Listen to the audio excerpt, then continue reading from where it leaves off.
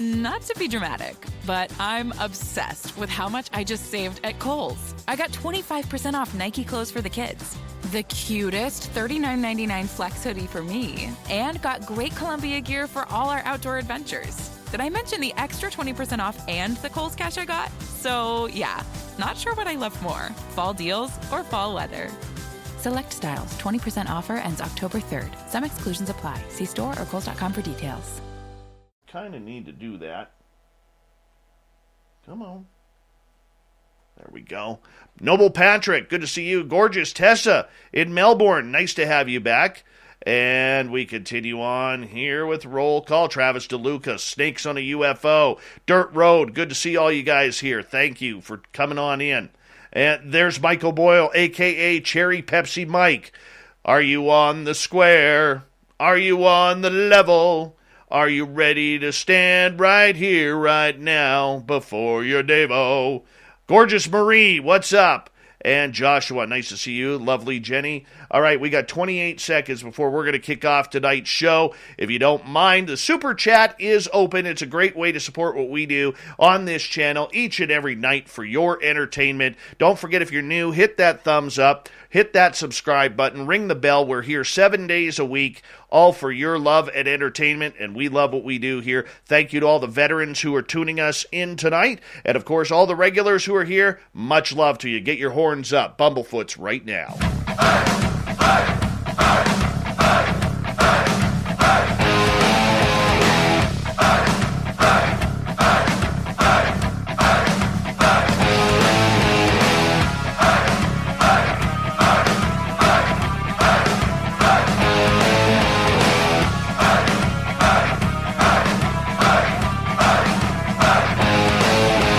From the mountains of central British Columbia to you listening around the world, this, my friends, is Spaced Out Radio. I am your host, Dave Scott, sitting in the captain's chair of SOR headquarters.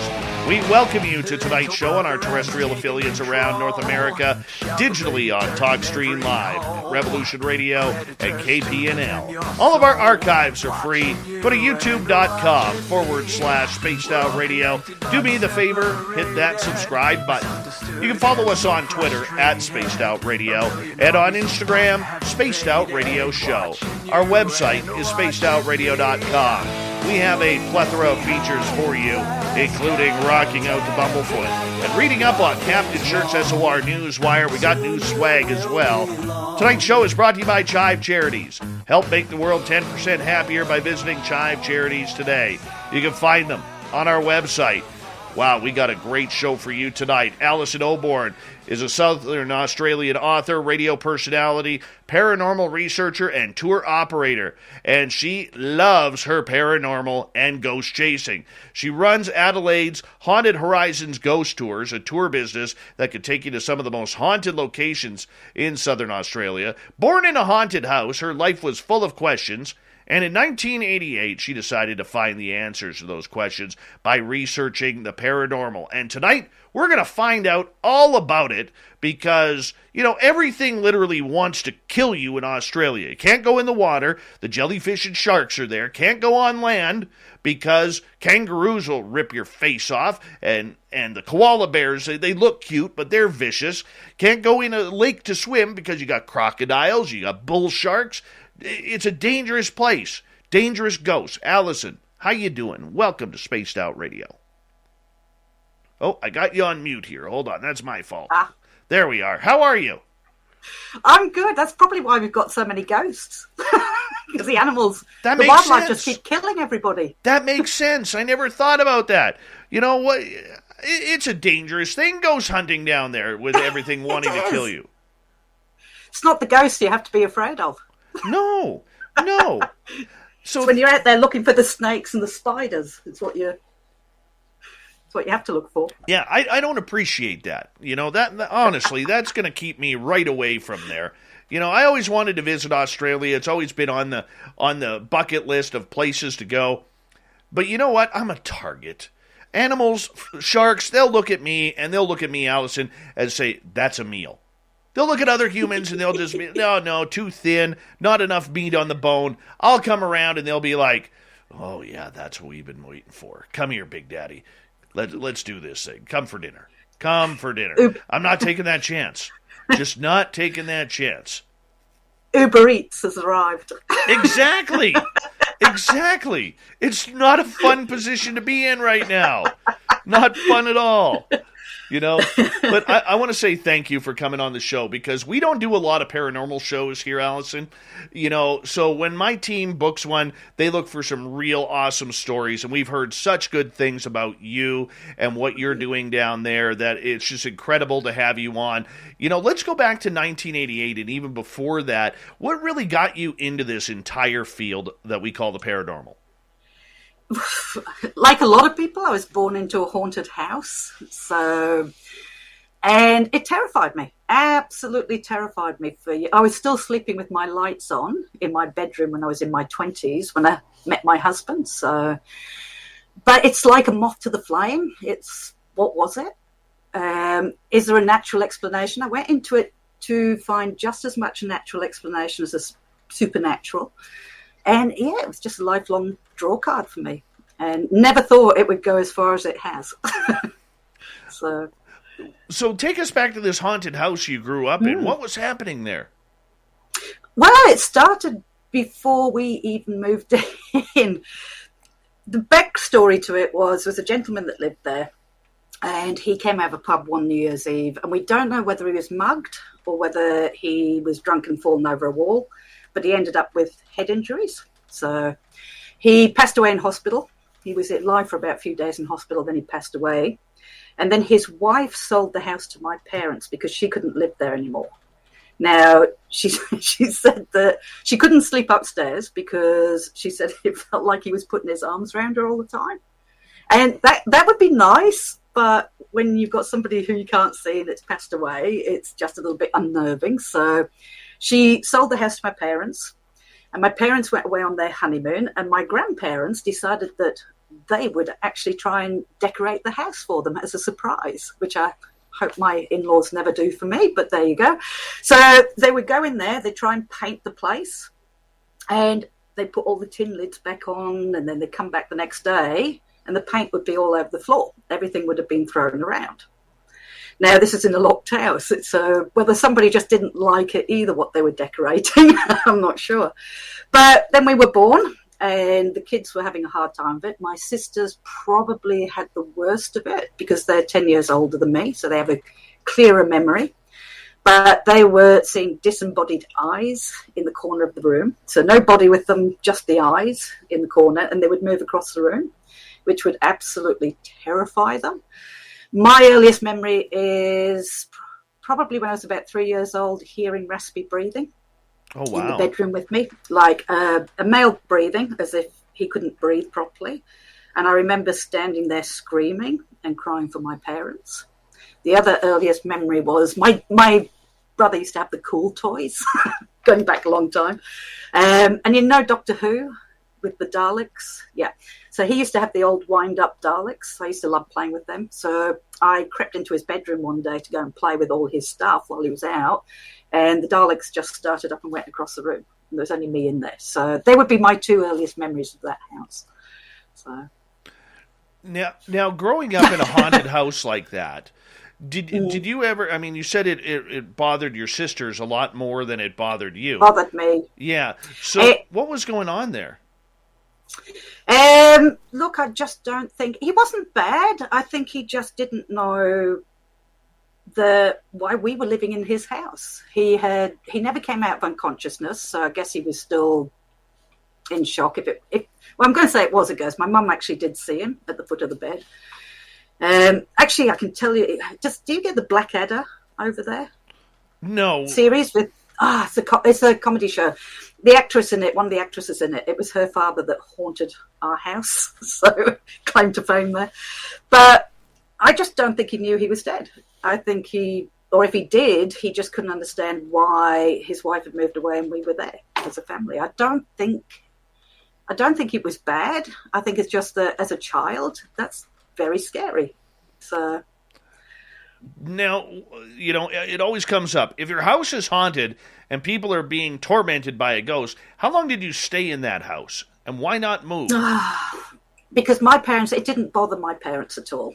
because they knew who he was at the end of the day. They kept telling us, my parents kept telling us, no, everything we're seeing is just the shadows of the street lights in the corner of the room, stuff like that. So they stayed there probably for a good 10 years, living with it. Some people just live with the ghost, but for the kids, it was just frightening because we didn't understand it, obviously. And our parents were trying to brush it under the carpet. We had to move because we moved down what we call a back lane. It was in England, so we have these back lanes. We moved to a bigger house down the road because the family was getting too big, obviously. And yeah, I still was terrified of that house. I couldn't walk past that house until late 20s. I just couldn't walk past it. There was that, I don't even know what happened to make me that fearful of the house. It's like I can't remember. But even as an adult, the house terrified me when I walked past it. But I think that's more from a kid's perspective. I don't think it was bad. My parents were all right living with it. He was just an everyday person. He just passed away, that's all. Doesn't make him a bad person. So this was in England at this time? Yeah. So I was born in England. Okay. And then got married and moved to Australia. So I've been in Australia now for 33 years, so more than half my life. Good for you. So, good for you. So when you got to Australia, did you immediately start looking for paranormal tours, paranormal teams to kind of get the fix of what you were investigating? Not straight away, because TV wasn't a big thing back then. I didn't know how to get into teams and paranormal. I started off in the UFO field because I saw a poster on a window once talking about crop circles, and one of the English speakers was coming over, and that's how it started for me. But UFOs were never a big draw card for me. It wasn't my passion, but I was in that for about 10 years, dabbling with the ghost stuff, and then fell upon a team that did the paranormal and started researching more into the ghost stuff, which was my first passion. Like many teams, there's nothing wrong with them. It's just not going in the direction that you wanted to research. Different methods, different ways. So I eventually set up my own team back in 2002, and the rest was history. We just took off and investigated, and all these interesting places. And I can just imagine, because they are so, unknown to so many of us here in North America, how haunted is Australia? I think everywhere is. I mean, I'm very rational, very on the fence, and it takes a lot for me to say it's paranormal, but I think anywhere you've got people, ghosts exist, people die, that's inevitable. And therefore, if your soul does stay behind, the energy does stay behind, you're going to have as many ghosts in one country as you are pretty much in another. We don't have unlike England, where we have the battles and the wars that go back to medieval times and beyond, we don't have that strong, history. We've got very ancient history here. The culture here, which is obviously the Aboriginal culture, they're 50 to 60,000 years old. And that's one of the oldest ongoing cultures in the world. So, there's a lot of history long before us as well in this country. Now, you've been investigating since you landed in Australia 33 years ago, and for a lot of us who may not have ever traveled there or really unfamiliar with the type of history that Australia has, especially with its paranormal. I mean, we hear more about it regarding UFOs and Pine Gap and all the mysteries that seem to be surrounded there.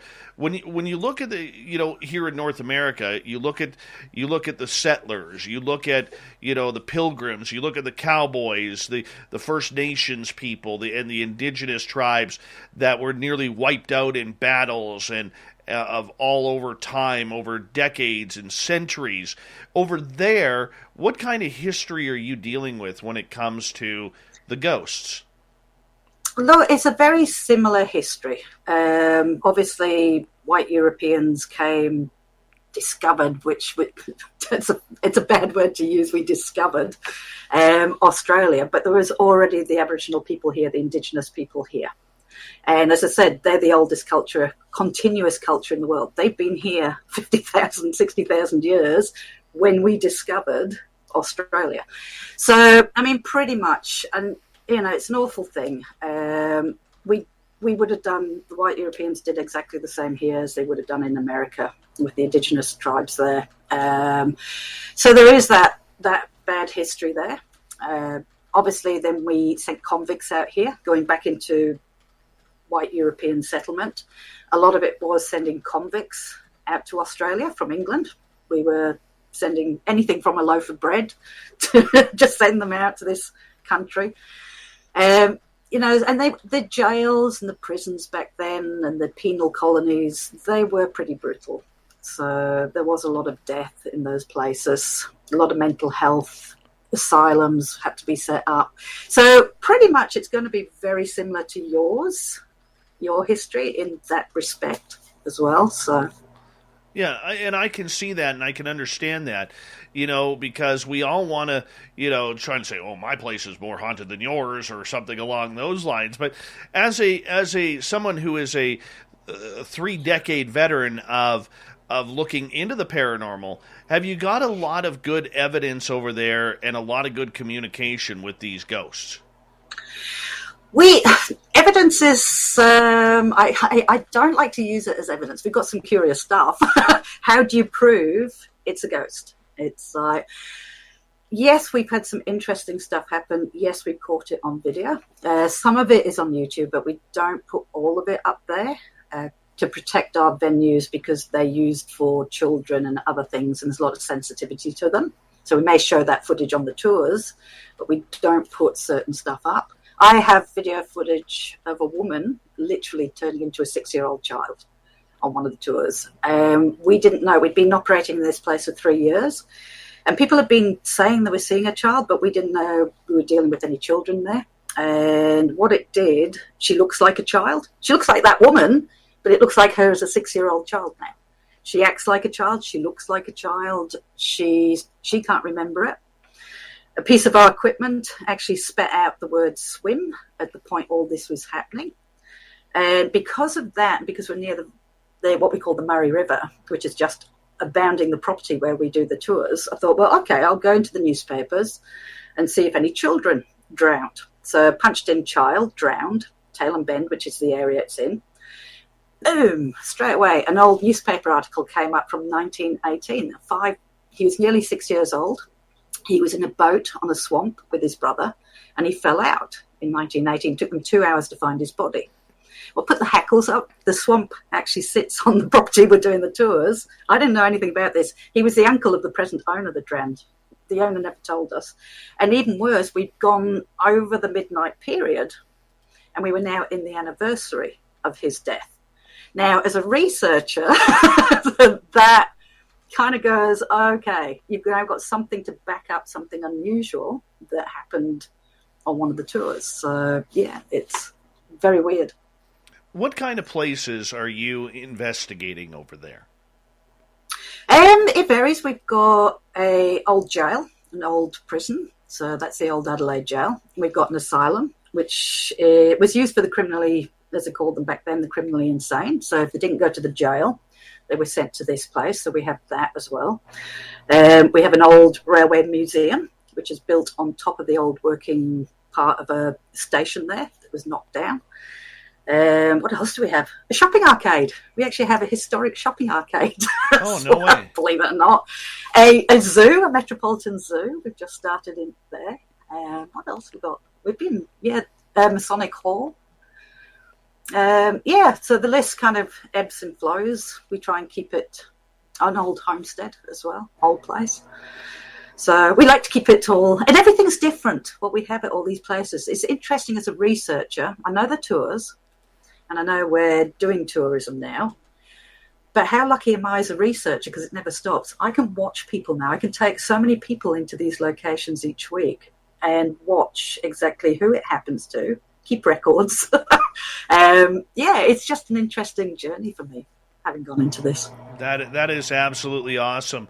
And the best part is you get to have fun telling all of these historic stories of your adopted homeland. And I'm sure you're sharing stories with the people of Adelaide and the tourists that come in for your tours that you do, and we'll get into your tours a little bit later, that are just blown away, that didn't understand the deep history of the area.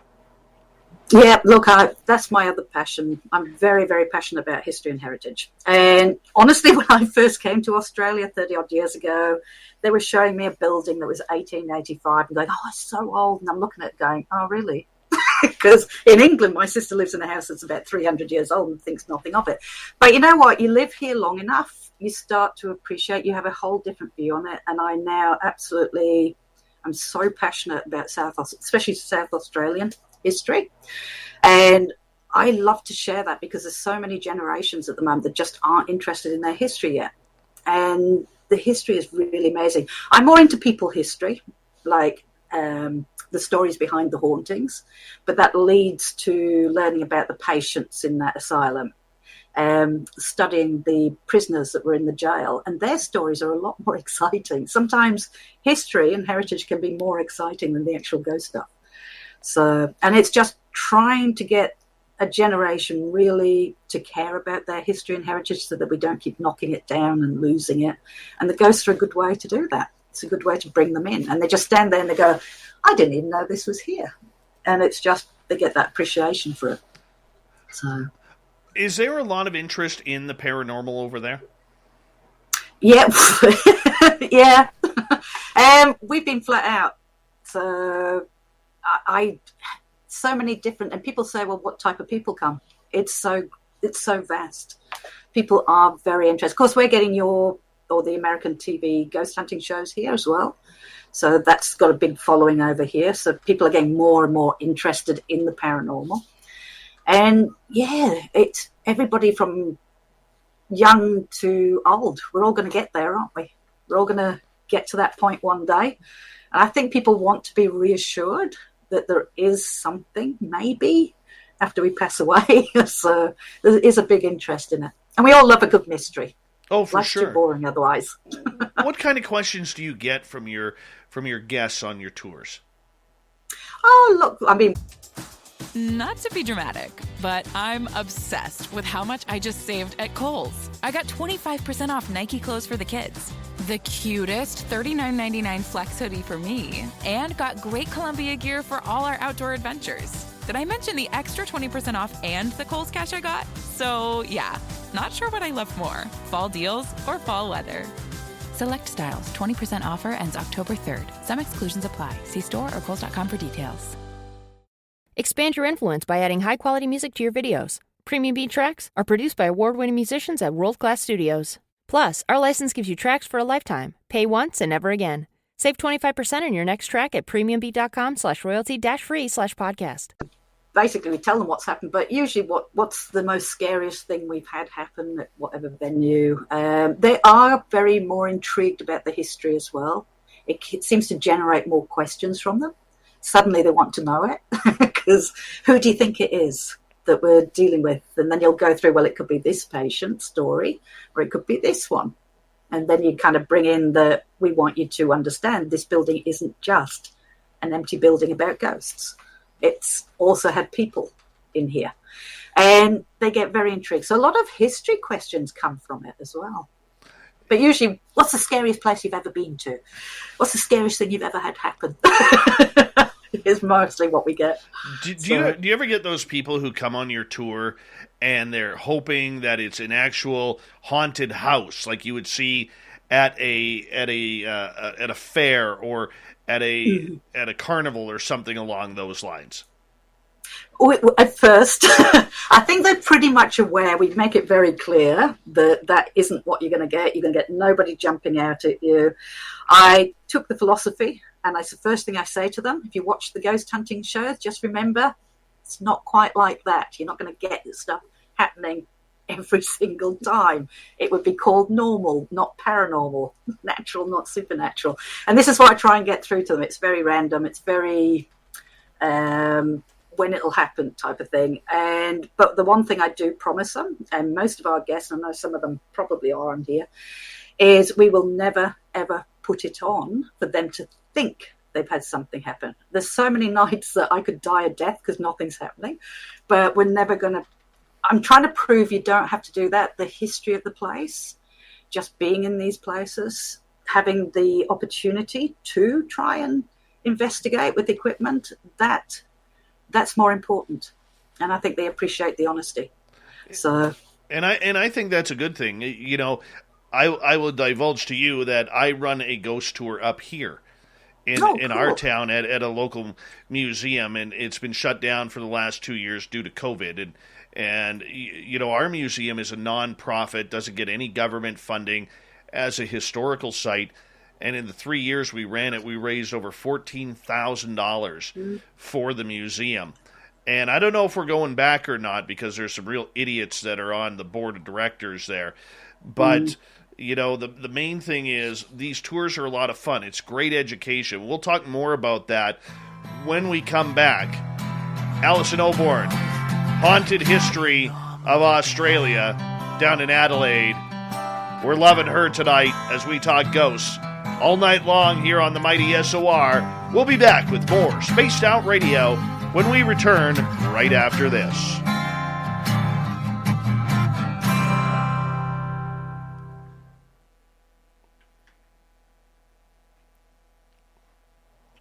All right, first commercial break. That was fast, eh? It was. It went really quick. That's what we do around here. So I know we have a lot of new listeners in our chat room right now, and a lot of unfamiliar names. So I just want to let you guys know that we're actually a live radio show. So when we go to commercial break like that, what we're doing is we're going to commercial break for the radio stations. You guys get to see kind of the behind the scenes of everything that kind of goes on. So if you're wondering, you know, well, this show, what the hell are they doing at the top and bottom of the hour?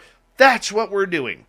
That's exactly what we're doing. So just wanted to let you guys know so you can figure it out. Hey, Aussie Rob, that's good ham hocks, man. Very good ham hocks. Tawny's mom, welcome to our chat room. Thank you for joining us. Appreciate you coming on in. Don't forget to hit that subscribe button. Ring that bell. So that way you know we are literally here 7 days a week, because we have no other life besides this. We really don't. And we enjoy what we do. Thanks, Spaghetti Lee. Appreciate you. Now, Spaghetti Lee came over from Thomas Fessler's Disclosure Tonight. So we appreciate that. We appreciate Thomas and the good friend he is to this show as well. He is actually, if you guys want to catch a really good show, all right, Thomas is on Monday through Friday, 7 p.m. to 9 p.m. Pacific, and he does a really, really good show. Smart guy, very great broadcaster. So our listeners, we want to make sure we go support Thomas as well. I'm usually in there every night before the show listening to Tom while I'm warming up for SOR. So that's kind of cool. Very cool. Anyways, sorry, I had to get a bunch of that out. As long as you're having fun there, Allison, that's all that matters. It's good. I mean, I hope I'm not talking too much. No. I mean, you're a beautiful storyteller. That's what it comes down to. Actually, I've got some Aboriginal earrings. You can't see them. Hold on, we'll zoom in on you. Hang on, let me get one of them out, because it has a meaning. Oh, does it? It's funny you should say that. All right, I don't know if you can see. Oh, that is beautiful. That is beautiful. All right, is that that almost looks hand stitched? It'll be hand painted. It is. It was bought for me because it actually means storyteller. Oh, beautiful. So it's funny you should say that, because that's what the meaning is of that artwork on it. So, that is beautiful. That was. Oh, I'll get back in there. Oh, can't get it in. There you go. It's hidden under my headphones. So. When I I wonder if I'll run and get it. One of I have a daytime job as well, and one of my Indigenous clients about a year and a half ago, he just passed away like 3 weeks ago, like 32 years old. But when I helped them out and get out of a jam financially, they actually came in and they brought me a little hand made leather medicine bag. Oh, wow. And it's like from the First Nations up here. That's a very, very important gift, and I keep that in a real safe spot. Yeah, I bet. Oh, yeah. Hi, Thurston Sorry. Howell the Third. Hi, Zero Cool. How are you? R&R, good to have you back. And R&R, I'm going to tell you something. The first half hour, I ask a lot of soft questions because there's a lot of people like you who don't want to miss all the good juice, and that's why we wait till the second half hour before we start turning the show up. So that's you didn't miss much, just more of the introduction of everything. Hi, Sandra. Hi, Sandra. Hi, Sandra. For some reason, she always wants her name pronounced 3 times. It's weird. Rooted in Gorgeous Sacredness, 416 Bitcoin. Good to have you guys here. Mr. Moocher, nice to have you back. We're packing in here. Lots of room left. Lots of room left. We got about 45 seconds here before we're going to return.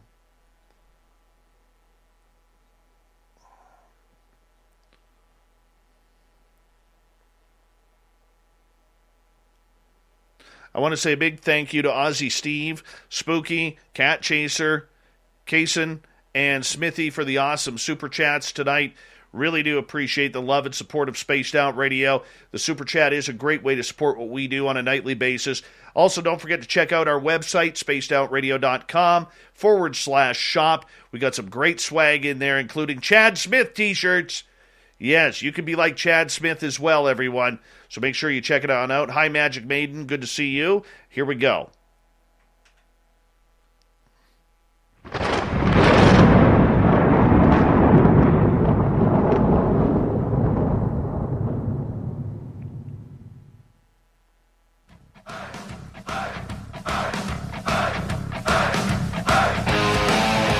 Second half hour of Spaced Out Radio is now underway.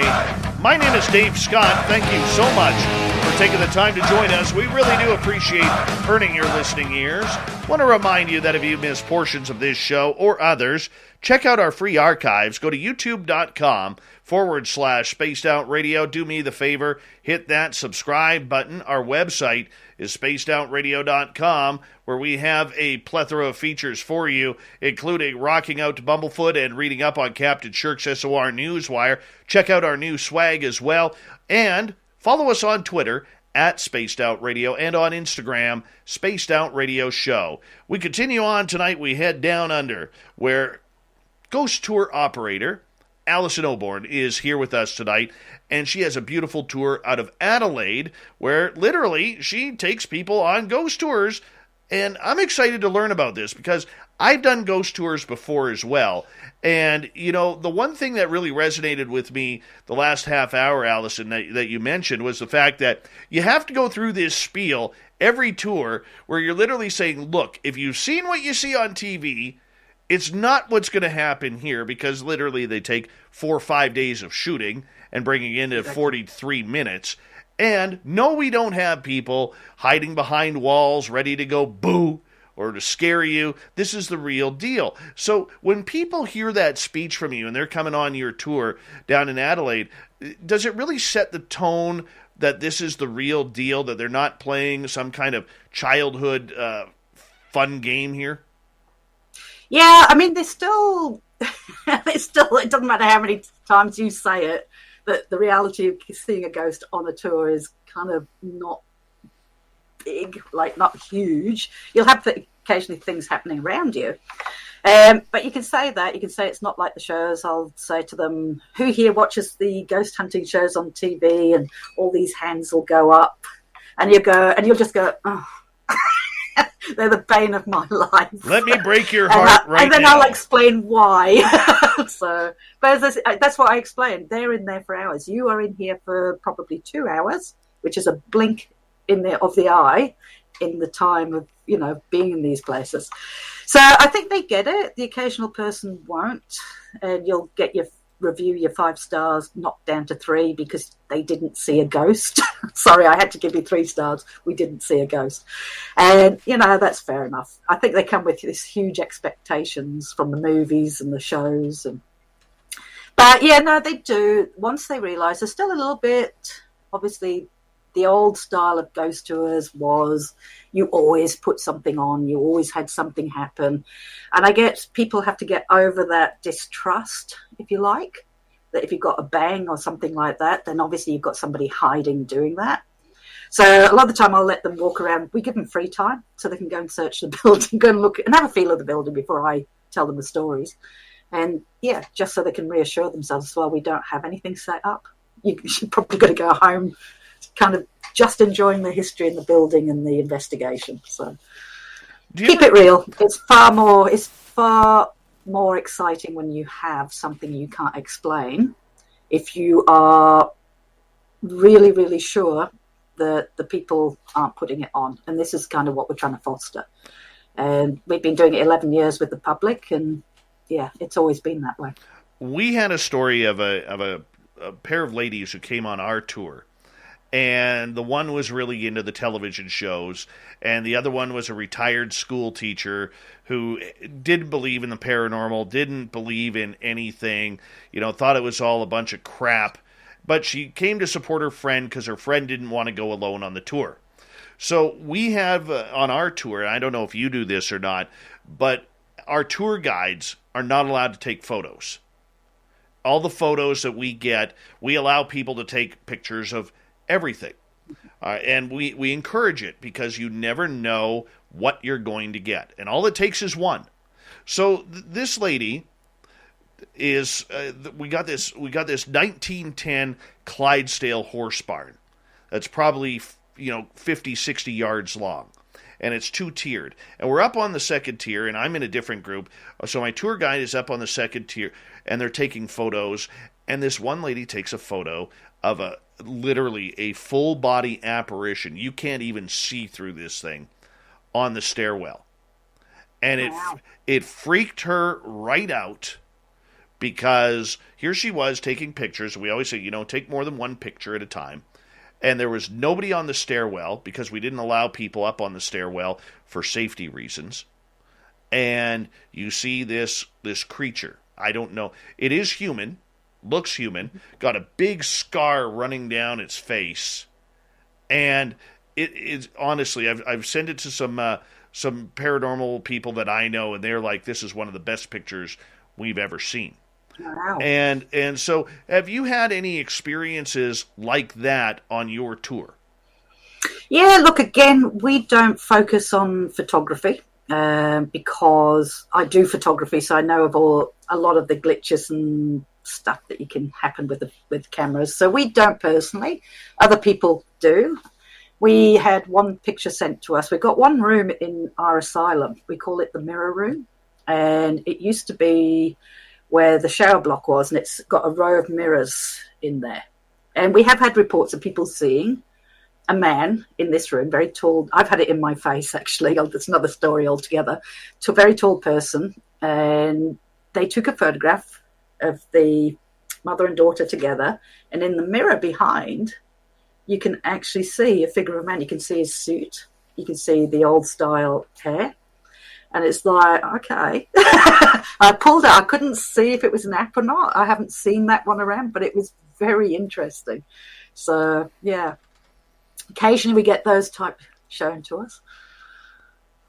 Yeah, that's incredible. I'm just pulling up the photo here for our YouTube and Twitch users. So on the radio side of things, what you're looking at, or what we're looking at, is a barn photo of the gentleman on the stairs. Now, you can go check that out on our Facebook page. It is there, and if you want a copy of it, we can put it on social media. But I mean, looking at this guy on the stairwell, you could see the cut down his face, the paleness on his face. His arm is reaching up onto the stairwell, so that way he could pull himself up. And it is probably one of the creepiest photos I have ever seen. Now, a lot of people, when I say, well, where's the ghost? They won't even look at this guy. They'll look at the guy down below, and they'll be like, well, he's standing right at the bottom there. No, that's a person. That's at the bottom. But this guy on the stairwell, we actually got a second picture of him a few months later as well. And in our communication with this guy, he was able to say to us that he didn't like his picture taken. So this is taken on the front, on the bottom floor of the barn. You only see half a picture, but what's interesting is the eye socket is the same, and you can still see the scar running down his forehead, which is absolutely creepy. Absolutely creepy. I'm going to question you now. Yes. Here's me interviewing you. So, I mean, do you have a death behind the history of the place that would... This barn was built in 1910 as a remembrance to a Canadian soldier who was killed in World War I. And, it was built and then it was moved after that. And it was a tribute to a Canadian soldier. So I believe it was built in, not 1910, 1919 or 1920, right after World War I, because the barn was dedicated to this gentleman's friend who had passed away during the war. Now, the funny part about it is, like with this guy here, he at the top of the stairs, there's a walkway that goes right to the other end of the barn, and that's where he kind of hangs out. And every now and again, we'll see him, when we bring a tour up to that second level of the barn, you will actually see a blurred image of him standing there, kind of leaning over, looking at everybody. Not everybody can see it, but a lot of people will be like, oh, I see the outline of a man there, right? And they'll say, that area looks blurry or whatever it is. And so in order to make peace, because he actually did not, we were told through a number of intuitives and other ghost hunters that he didn't like his picture being taken. And so eventually what we ended up doing is we ended up blocking the stairwell. And in order to do the tour, we had to ban cameras from his area, number one. And number two, we had to give him a shot of whiskey and a cigarette for every tour. And it's amazing. As silly as that sounds, not a single guest or host was attacked after that. Okay. Neato, eh? Yeah. Got a great place there. I'll have to come and visit one day. Absolutely. Well, our place is right along the old Gold Rush Trail that started in California, went over to Nevada, and then headed north, through Oregon and Idaho and Washington State, and then into British Columbia, and it goes right up to Alaska and the Yukon Territory. So during that time, there was not a lot of, there was no police. It's because of that the Northwest Mounted Police was created, which eventually became the RCMP, the Royal Canadian Mounted Police. Yeah. And so that's a little bit of history for our area. And the Gold Rush Trail right behind me in the studio is about less than a mile away, maybe 3/4 of a mile away as the bird flies. Wow. It's intense. So for your tour, as you don't worry about the photographs, what kind of experiences are people having? Visual. A lot of like shadowy figures, especially in the asylum. People turning into 6-year-old children. That's another one. They just seem to trance out. That's every location's different. Sounds, obviously, banging doors. Again, I'm going back to the asylum for that. But a lot of it is when we're doing the investigation with the equipment, because that's when we're focusing and trying to get stuff. So a lot of it is audio, EVP. We do use the ghost box. I know there's a huge controversy on that, and I used to be a big skeptic. And we do seem to get some very intriguing results with that stuff. And yeah, it's just been video. There was another lady that tranced out. I don't get many ghost stuff. I'm very critical on my footage, and I'm very critical on my photographs because I know how the lens works, and I know how things can look like ghosts when they're not. But one in particular is in a church in the Pioneer Village that I do the tours, and another lady tranced out. Not to be dramatic, but I'm obsessed with how much I just saved at Kohl's. I got 25% off Nike clothes for the kids, the cutest $39.99 flex hoodie for me, and got great Columbia gear for all our outdoor adventures. Did I mention the extra 20% off and the Kohl's cash I got? So yeah, not sure what I love more, fall deals or fall weather. Select styles, 20% offer ends October 3rd. Some exclusions apply. See store or Kohl's.com for details. Expand your influence by adding high-quality music to your videos. Premium beat tracks are produced by award-winning musicians at world-class studios. Plus, our license gives you tracks for a lifetime. Pay once and never again. Save 25% on your next track at premiumbeat.com/royalty-free/podcast. Which seems to happen, and started to just not respond. And then behind her, there's a shadowy person, form of a person, passes behind her along the back of the pew there, which we caught on camera. Now, if nothing had happened, I wouldn't have looked at that footage because I've got about 120 terabytes of footage I've never looked at from the tours. We videotape them, but we don't. There's not enough man hours in the day to go through them. So now I'm looking at that 120 terabytes going, I wonder how much else I've got on that that could show something like that. But yeah, so a lot of, for us, it's audio, it's trying to capture stuff on equipment based more than photographs. People will take photographs, we don't mind. But I'm kind of critical because I know long exposure can cause the shadowy figures and people keep giving me these and you're in low light. So, yeah, that's just me. Tell us about this asylum. All right. It was built in 1885 and it was part of what was then known as Parkside. I'm going to say the old term lunatic asylum. Obviously, we don't use those terms now. Politically correctness. It was built at the back to keep the worst of the worst away from the rest of the patients. So if you committed a crime, and you didn't always have to be found guilty of it, if they deemed that you did not understand your court case, then you would be put into this building as a criminal, but a criminal with obviously a large mental health issue. It was male most of its life. There was no females in there, so it was male patients, male nurses.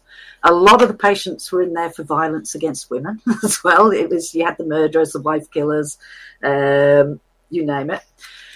And it was shut down in 1973, and then it wasn't really used for about 20, 30 years. And it's got what you call a ha-ha wall around it. Now, that's a wall that's twice the depth on the inside than it is on the outside. So that protected it from being vandalized and burnt down. And it's an amazing building, amazing architecture. And yeah, I asked if I wanted to get involved in raising money for heritage projects for it. I'm on the heritage committee for that building. So we thought, you know what? Ghost tours are very popular everywhere else. And I suggested it. What really meant was I wanted to come in, see if there was anything there. It's like, but we couldn't do a ghost tour because we couldn't make anything. I won't make anything up. So we couldn't just do a walk around ghost tour telling ghost stories. There wasn't any. And we were perfectly honest. We put it out there in our advertising. Is it haunted? We don't know. Do you want to find out? Basically, can we promise you a ghost? Nope. Do you want to find out with us? Hell yeah. So we could just do investigations with the public. And we had so much happen in the first 10 weeks that I could do an 80-minute tour. And 7 years later that we've been there, it's just, I could talk for hours on that place. It's challenged me as a rational person. It's probably one of the ones that has challenged me the most. So now, we also chose, it doesn't just, we also chose to support what we call Beyond Blue here, which is like Lifeline, which is for mental health issues. So we do give out of every ticket because of what the building was about. We give a couple of dollars out of every ticket from our profits to this charity every year as well because of this building that we got. So we wanted to give back to mental health and not just take, if you like. So what kind of ghosts are you seeing or having interaction with at this asylum? Wow. It varies. Most of it is more, you get the feeling that it's curious. The ones that most people are seeing, and the one I've seen it 6 times, and I don't see ghosts very often. 30 years doing this, and probably about 10, 15 times I could say wasn't a person. I was doing a tour one night, and we do it without lights and torches when we're doing the stories because there's enough ambient light. And we all become silhouettes. And I had the silhouette of a guest right in my face while I was doing the tour in this room. And we all like our bubble of space. We don't want people that close. And I thought it was one of the guests. And this guest was really annoying me. And the only way you can break that is to make a point of it and maybe touch them on the shoulder, and people will step back from your touch. So I broke off the story and said, I'm sorry. I said, is there somebody next to me? And I tried to touch them, and my hand kept going. The people who were around me freaked out, the guest, because they saw it too. They thought it was a guest. We all did. But they said it stepped back from my hand and then just vanished right in front of them. And it was just like end of tour, every man for himself out that cell. So it varies from that. I've seen it walking the corridors when I've been doing a tour, thinking a guest has walked off and got my back up to go and bring them back. Nobody there. To people reporting something about dog height on the ground, crawling on the ground. So we've got this like dark shape of a creeper crawler thing, which didn't make sense. And I thought, do we have a dead dog in here or something? Because people kept reporting it. And I've been involved in an oral history. We've been filming the nurses that used to work there. They're all in their 80s, and we thought we'd get that on record for future generations. And they said that there were patients in there that never wanted to stand up on their own feet. So you actually did have patients that insisted on crawling on their hands and knees. And then it started to make more sense why people were seeing something low down. I think the last time we were seeing was about 3 weeks ago. Yeah, it varies. That's what they're seeing. There's only once I've known, actually probably 3 times, I've known detail in the figure. One was again in the asylum. They actually got it caught in the torchlight, and it was a real person. An old person, could see the shirt, the trousers, and that's a story in itself. So get me started, I'll just keep going. Do you get a lot of entities that, well, like this one that you were talking about was standing beside you and taking the tour along with the people? Do you get a lot of entities that will actually make contact with people, pulling hair, tapping on the shoulders? Yeah. Tell us a few stories. Yeah, I had one girl that brought her skeptic mother along. Again, she just got dragged along because the daughter really wanted to do it. And again, it's in this same, what we call the mirror room. So we put guests in there. We put about 4 one in each corner, so they're not touching each other or near each other. And I'll tell the stories and they can listen from in the room. And the mother she lost it because she had these very expensive prescription glasses that she just bought, brand new, they're like hundreds of dollars. And they suddenly went flying across the room and smashed on the wall on the opposite side of the cell. And she said she actually felt them swiped off her face when it happened. And the daughter was absolutely, yes! But we get hair touching, we get bags being played with. We actually do, and I don't put this stuff up, but people get to see the photographs on the tour. We actually in the asylum do get a lot of welts and scratches coming up on people, and they're very different. When you blow them up, if somebody scratched themselves, like, oh, I've got a mozzie bite, like that, you'll see displaced skin cells on the blow up. These ones are very different. They're actually coming from under the skin. They're usually these welts that just come up, very red, raised welts, usually on women, not so much on men. So, yeah, we get a whole range of stuff that they're experiencing there. So, why do you think women are more attacked than men? I don't think they are in most places, but in the asylum, which is where we get this happening, it was male-dominated. The patients there respected the male authority because that's what the nurses and they were more restraint nurses, not like trained nurses.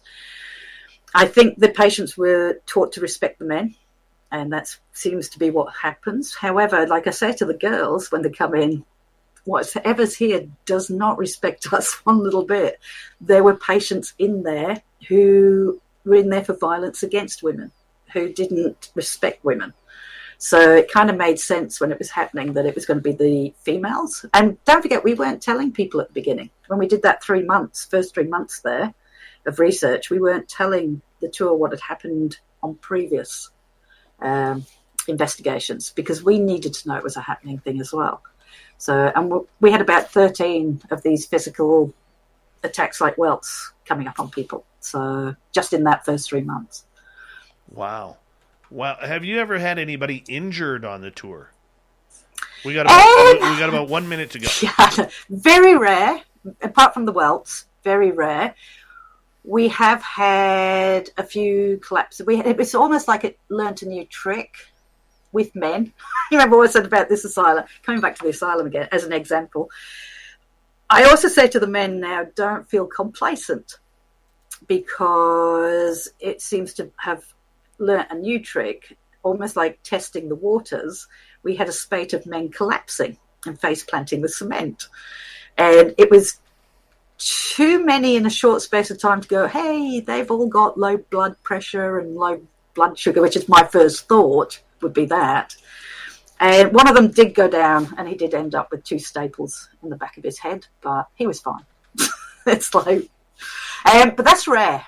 That's rare. That's, we've been doing the tours now for 11 years. And at the end of the day, most of it is just benign, curious, just they are as curious of us as we are of them type thing. So very true. Very true. Alison, I'm going to get you to hold on right there, because we are going to go to break here at the top of the hour. 1 hour down, talking haunted Australia, down in Adelaide, where the ghost tours are filled with ghosts. And Alison Oborn, our guest tonight, gets to have a lot of fun taking people on these tours. More Ghost Talk with Alison Oborn next on Spaced Out Radio as we kick off hour 2.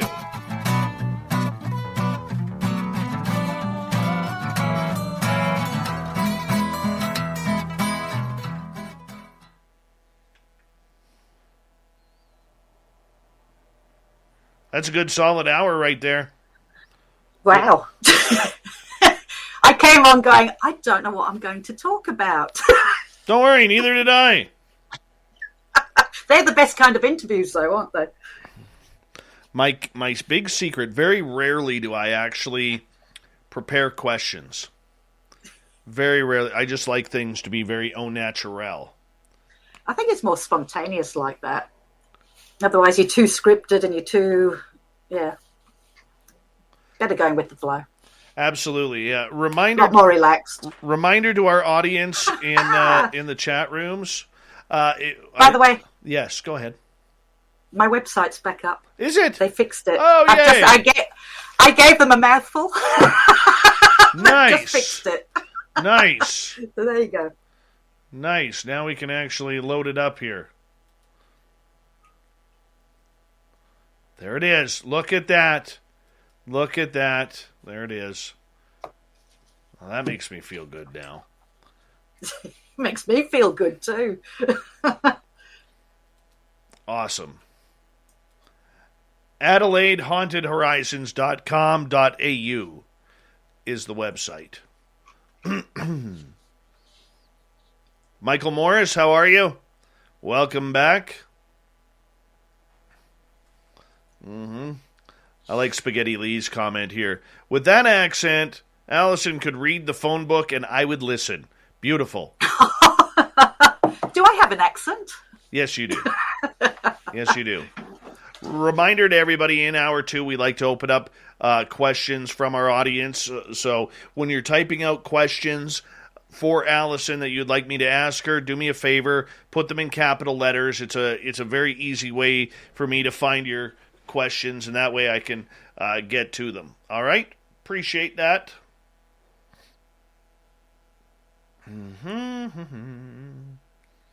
Phil Tan, I know you had a question there.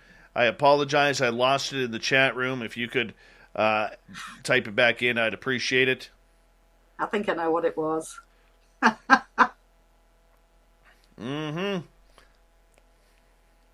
having fun tonight, so thank you. I am too. It's a great way to spend an afternoon, as it is here. Or a night. It's 10 o'clock here at night. 2:30 in the afternoon here. Very cool. I'm probably more awake than you are. Probably. I've been going since 7:25, 7:30 this morning.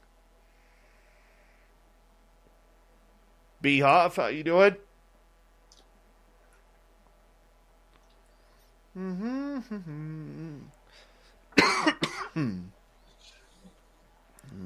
see.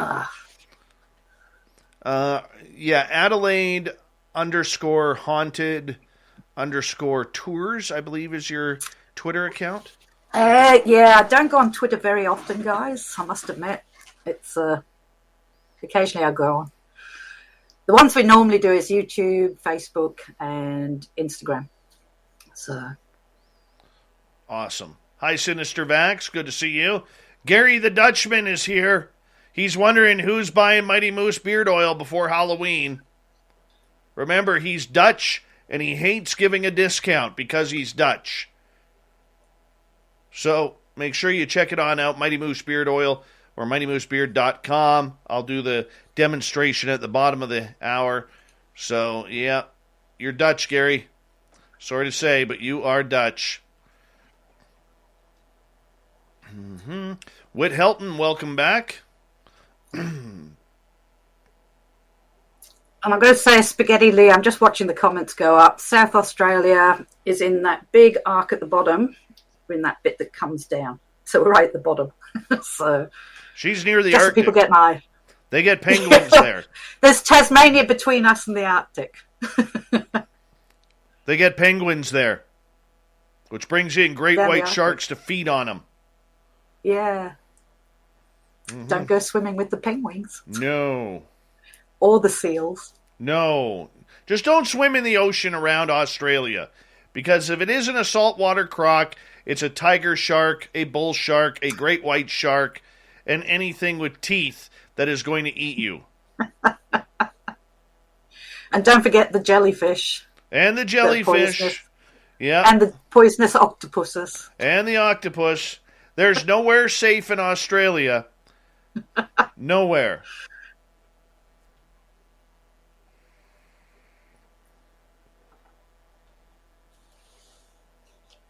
We got just over 1 minute.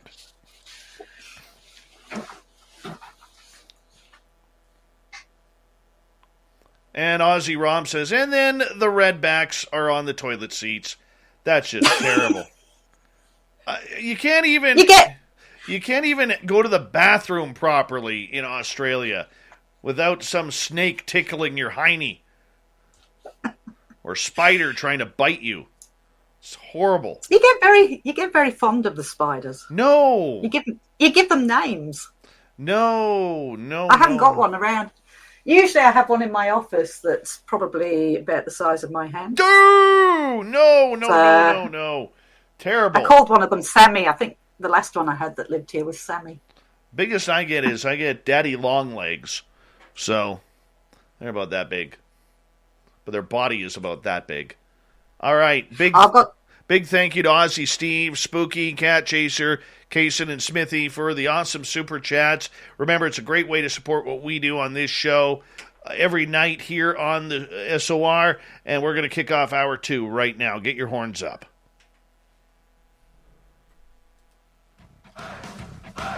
You're listening to Spaced Out Radio with Dave Scott. Follow Dave on Twitter at Spaced Out Radio and on Facebook, Spaced Out Radio Show.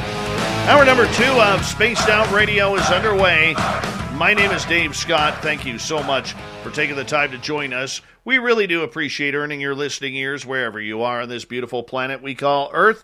Thank you to everyone tuning us in on our terrestrial affiliates around North America and digitally on TalkStream Live, Revolution Radio, and KPNL. All of our archives are free. Go to youtube.com/Spaced Out Radio. Do me the favor, hit that subscribe button.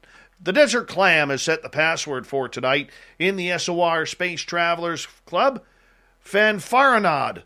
Fanfaronad is your password. Use it wisely, Space Travelers, as the Clam sets the password each and every night right here on Spaced Out Radio. Our website is spacedoutradio.com.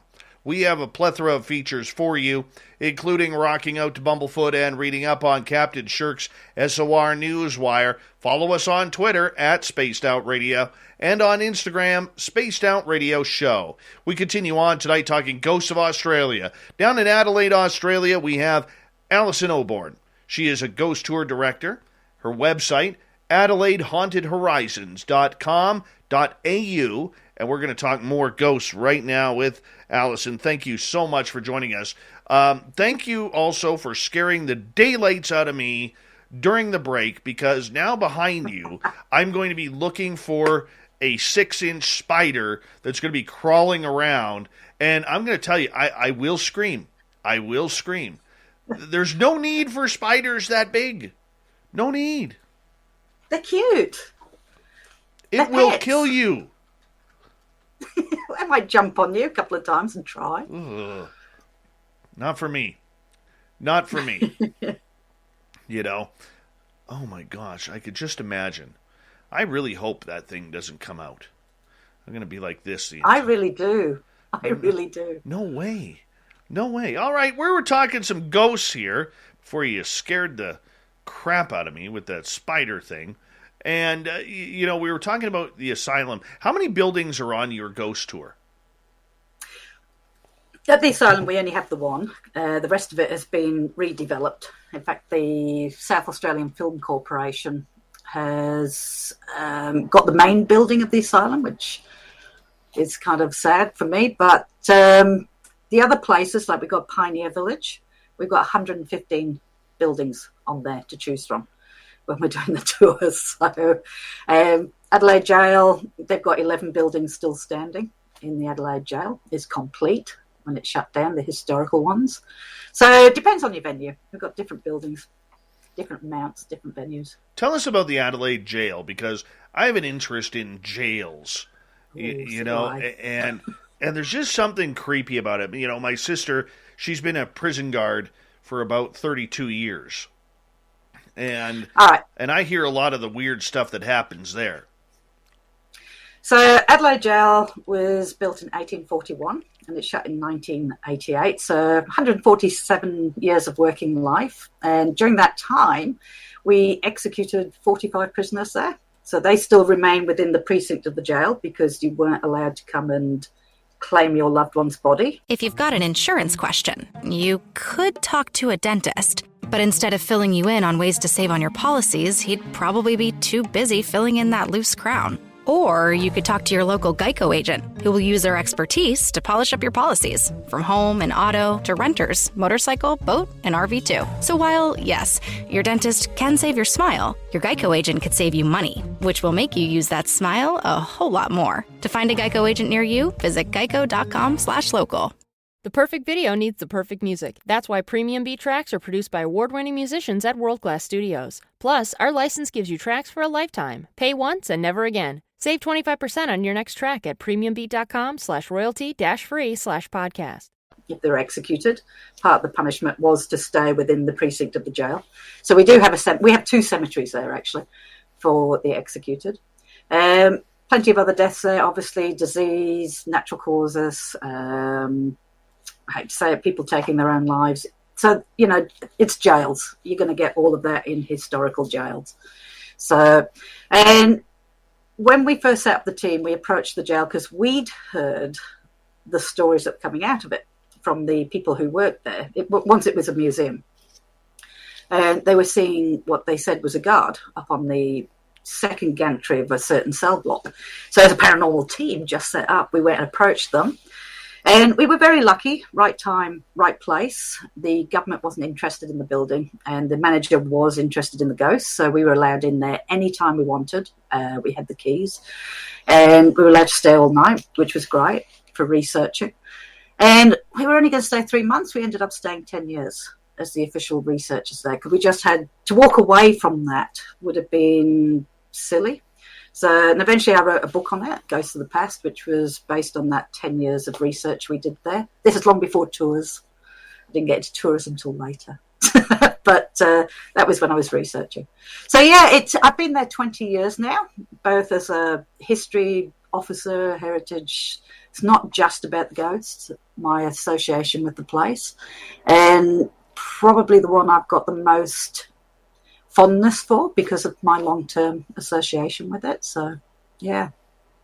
When you're investigating the jail, do you ever get to go to the gallows where they committed or executed the death penalty? And what's that like in there to go into that area? That's got to be creepy. We had 2 or 3 different hanging areas or execution areas. The hanging tower that we have the gallows in now, in reality, there was only 4 of the 45 that were executed in there. But you do get in there, you do get to stand on the trapdoor because it's all open to the public. Even if you go during the day, you can do all this.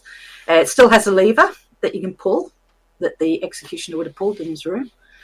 So the other place where we did most of the executions, which is the most haunted building in Adelaide Jail, 21 of them were done there. So you get to stand under the trapdoor. It's above you at that point. So, but yeah, no, you get to visit those places. You get to walk through the cemetery to see where Murderers Row, that we call it. They were only ever executed for murder, and it was always by hanging. So, do anybody on the tour, or has anybody on the tour ever seen the bodies hanging? No, we have heard what sounds like the trapdoor going out. That would have gone, when that trapdoor went, it would have gone with a massive bang. When we were researching, not so much on the tour, we had just come out the new building where they did the 21 executions. And as we walked out as a paranormal team, all we heard back in that building was bang.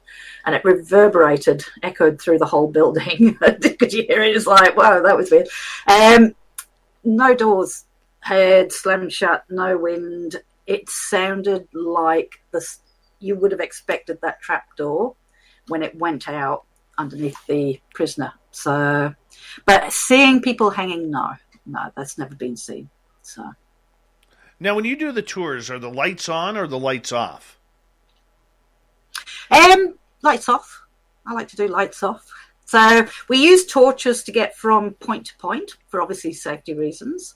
But when I'm actually telling the stories, we douse the lights. So there's always that ambient light anyway that you can still kind of see each other. But we tend to turn stuff off at night for the guests. Makes it just a little bit more spooky, doesn't it? They like it better, yes. I mean, I used to investigate during the day. It's like I say, if you're going to get something happening, it's not just at night. In the Adelaide Jail, they were getting as much happening during the day. That's why we were called in, because they didn't do stuff at night so much. So if anywhere's haunted, you should still get the same amount of stuff, reactions on your equipment during the day as you would at night. So it's just that the public like to be in the dark. So do we. Makes it more interesting. Do you have a favorite ghost that likes to interact with people? Yeah, favorite. There's 2. I would go back to Tailem Town for that. The Pioneer Village. The lady that turned into the 6-year-old child that time, literally, with the face. We have had a lot from him. His name was Ian. That's the real person, the real child that drowned in 1918. He is associated with the family that own the place now. So it's family related. We get a lot of interaction with him, and he does give his name. A lot of childlike interaction as well. And we find that this particular energy tends to gravitate towards men, if you like, not older men, but in their 20s, 30s, things like that. And they get a lot more responses. And whether it's because he was with his brother, his older brother, when he died, so he's obviously very close to his brother. And whether that is what he's attracted to, I'm not sure. So, but we do get a lot of interaction with him. We have another one that we've nicknamed Ted. We have no idea if that's his real name. He's not quite so fun to have. It's almost like the atmosphere changes. And I hate saying this because I am very rational. And it's like I'm admitting that ghosts exist when I try and keep that rational, balanced view. But we do call him Ted. And that's the one that I've had people thrown back into their seat. Literally. Not very often, but it has happened. And you just know the whole atmosphere in that church changes if everybody feels it, if that one's there. So otherwise, the child is quite fun. Do you ever have run-ins with children ghosts on the tour? Yeah, look, we do get children, as said, on Tailem Town. We don't get run-ins. It's almost like there's some people that energy gravitates to. No, we don't have run-ins with children. We do have at Tailem Town, not at the asylum because there was never any children in there. But I do like to remind people, we don't know. You know, I've been doing this for probably 30-odd years, probably all my life, but I still can't tell you and prove to you that ghosts exist. I can give you a few stuff that has been very curious, but I can't prove to you that it was a ghost. And we really don't know what we're dealing with. You know, is it a dead person? Is it just assuming whatever we want it to be? If we want it to be a child, it'll be a child. If we want it to be something a bit darker, it'll be a bit darker. If it wants to be an alien, it'll be an alien. I don't know. I always say I'm not an expert after all these years. All I can say is science hasn't explained everything yet. Cyclone and stuff. I go, whoa, hang on a minute. And I will try and rationalise stuff first. What we're dealing with, I haven't quite made my mind up on that yet. I'd like to think it is that our consciousness continues and we become something after we die, because that's reassuring to us all. So, yeah. But no, children ghosts. Tailem Town, yes, it's been non-hostile. It's been quite playful. We're all very fond of what's there. So... Now, obviously, during your tour, you can't predict if there's going to be any ghosts on tour or not. I mean, realistically, they live their own type of life, and they have to decide whether or not they want to show up. Do you ever get those nights that are just eerily quiet, and you know, then you go check your EVPs or something like that, and everything's red hot afterwards that you're hearing? Oh. Yes. Quite often we've come away from places going, gosh, that was quiet. That was just painfully quiet. And you're dying a death, and you've probably done it on your own tours where you're dying a death, just going, please do something with your tours. But it's like you and me, we don't want to talk to everybody every day or want to interact with people, everybody. But yeah, you'll go back. And more so on our investigations without the public, we'll go back and we'll go through it. And it's like, oh, my God. One of them was actually in America. We did the Villisca Axe Murder House because I tend to come over to America and hire places once a year, which we haven't been able to do because of COVID, obviously. And one of them was Villisca. And I honestly didn't think we had anything. I sat there. I didn't feel right in the house, mainly because of its history. Not so much the ghosts. It just felt wrong. And I took all that home. And I didn't go back on the footage for about 2 years, I reckon. It's been sitting on my computer. And I finally thought, you know what, I'll do a little episode thing on it. EVPs, I didn't even put them all on the video. I only put the kind of the clearer ones on there. But it was almost like there was constant whispers in that house. And it was just, we thought nothing. That's why I didn't look at it. Thought, well, that was quiet. Well, not bother looking at that. So, but yeah, it does happen. Oh, for sure. And I think that's kind of the exciting part when those little things that you don't expect all of a sudden show up and kind of re-energize what you're doing, you know, because there's always something new. I do want to ask you, though, regarding your tour, have you ever had a problem with psychic people coming in and making very bold, brash claims or trying to move spirits on during the tour? Look, we have. There are. Look, I've got friends who are psychic, and my friends are the first ones that'll say. I used to work with one on radio, when I did the commercial radio, the paranormal show on there, Liz. She was very genuine. She was very modest. And she said, it's not our place to move them on. All right. They're there for whatever reason. It's not our place to do that. And then you'll get the other side that'll come in going, oh, it's my job to save these people. And it's like, it's their home. They're there for whatever reason. They're not always there. I don't even think they're stuck there because they're not always there. Some nights you walk in, the place feels empty.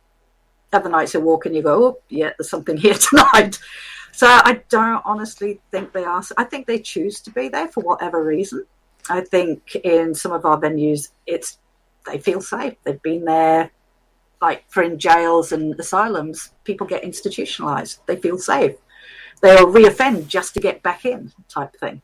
So I don't know whether that's going on. But yeah, I do get the ones. We're not a type of tour that lets people wander anyway for safety reasons. So we tend to be on top of it a lot. So I had in one of our buildings this beautiful spirit that we called Mary.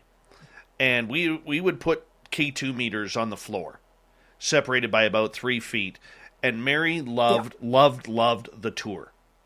And literally she would go step inside these two K2 meters, and both the meters would immediately go to red when she was there. And she actually used to let our tour guests come in and feel her. Okay, to feel her energy, her temperature. And it was really cool. And then in my town, there's this one real dark psychic where everything is evil, everything is from darkness. And Mary, we've had many a psychic in on our tours, and I'm always checking up on the place, making sure all the spirits are okay with what's going on and that they're understanding we're doing this to raise money for their home, and so on and so forth. Well, all of a sudden, this psychic one day clears Mary, and Mary is just gone. And Mary's boyfriend, or what we think is her boyfriend, was in another room, and he can get violent. If he doesn't like you, he will go straight into like real dark mode where everything starts smelling like sulfur, and he knows his power. And so I said to the psychic lady, because I kind of know sometimes, I said, "What'd you do?" She goes, "I sent her to the light." I said, "Why?" She wanted to go. I said, "She's never wanted to go. She's never wanted to go. Why would you think that?" She goes, "I don't know. I'm just doing my job. She asked me to go, so she left." And I'm like, "You are so full of crap," you know? Yeah. And I ended up shutting down that building because I knew what was going to happen with the other spirit now. And it wasn't going to get pretty. And I contacted a couple of our psychic people that I trust, and they started looking into it. She actually sent her almost to like a purgatory type of area. And we tried to bring her back, but Mary just wants nothing to do with the tour now. Nothing. Yeah. Ruined it. Yeah. And will barely come out to play. Barely. And it's so heartbreaking because she used to just, like, when we would show up for the tour, everything would go, like, every machine we had would light up for her. And, you know, it's amazing how ego on the human level can get in the way of somebody's fun time. It's what comes, I've always said that's what it comes down to, is the ego. And it's like, we don't understand what it is we're dealing with. We don't understand what they're dealing with on the other side. Ghosts exist. All right, how do we, and it's a question I've always asked myself as well. How do we know when psychics are sending things off to the light? How do we know where they're being sent? We don't understand it. So they're there for whatever reason. And the good psychics that I've talked to, that I'm good friends with, they agree it's not our place. They're there for whatever reason. So I could be wrong. We could all be wrong. But there you go. Very, very true. KF in our chat room has a question. Alison, have you investigated anywhere else in Australia? Example, quarantine stations, most haunted house. What's your take a tour around Australia for us? All right. Yeah, we've done the quarantine station, if you mean Sydney. Manly one, we've done that. We like to do what we call on the road. which is free live stream investigations for you lot to listen to and watch on our Facebook page. So we have been pushing a lot, going to new places. We've done theatres, we've done hotels. We've just come back from a place called Melrose, which is in the southern Flinders, where we were invited to do a old museum that was actually once a police station and lockups, hotel there. Mount Gambier Jail. So, yeah, we do get around. We're not just... We do the tours in our venues, but we're still investigating. And, yeah, we've been pretty much a lot of the big places, Beechworth Jail, Beechworth Asylum, Arradale, J Ward in Ararat. We get around. What is the most haunted location you've investigated? I hate doing that. I'm one of these that I don't like that tag. It's most haunted here. This is the most haunted hotel in the country. Because how do you quantify that? I may have only gone in for one night, got nothing happening, but it doesn't mean to say it's not haunted. So do we get the ghosts to line up and we count them? So it's a tag that I've never been comfortable with as to what's most haunted. Where have I had the most activity when I'm researching was actually in America. So again, West Virginia Penitentiary was one of them. Licking Jail was another. Here in Australia, probably because I'm in them all the time, my own venues, Zedward and Talem would be top of my list for having the the biggest activity out of all the stuff. Mount Gambier Jail, which isn't my venue, that's another jail that's down south to me that we were at. That again was we didn't think we got much, but you listen back and it's almost again that chatting and that whispering going on. So I think, places are haunted. It'll either be active or it won't. And somebody might say Zedward's the most haunted for them because they had something that night. Some people go, didn't get any at Zedward. Talem's most haunted because they just happened to have the stuff happen to them on that night at Talem. So depends when you go in, I guess. No, that's just my view. That's just my view. Again, I think that's a great view though, because you can't judge every place.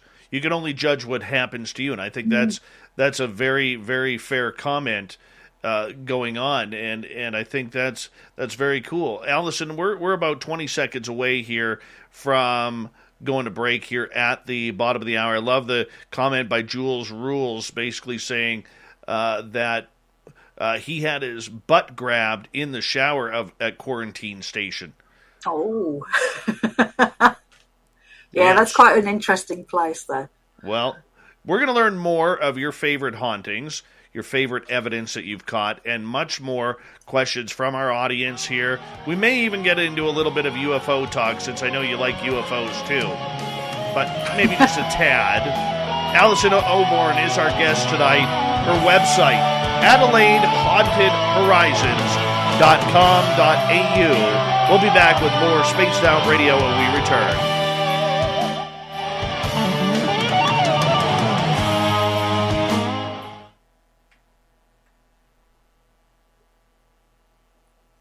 All right, we're clear. Excellent. Guess more a dry mouth after talking. Excellent.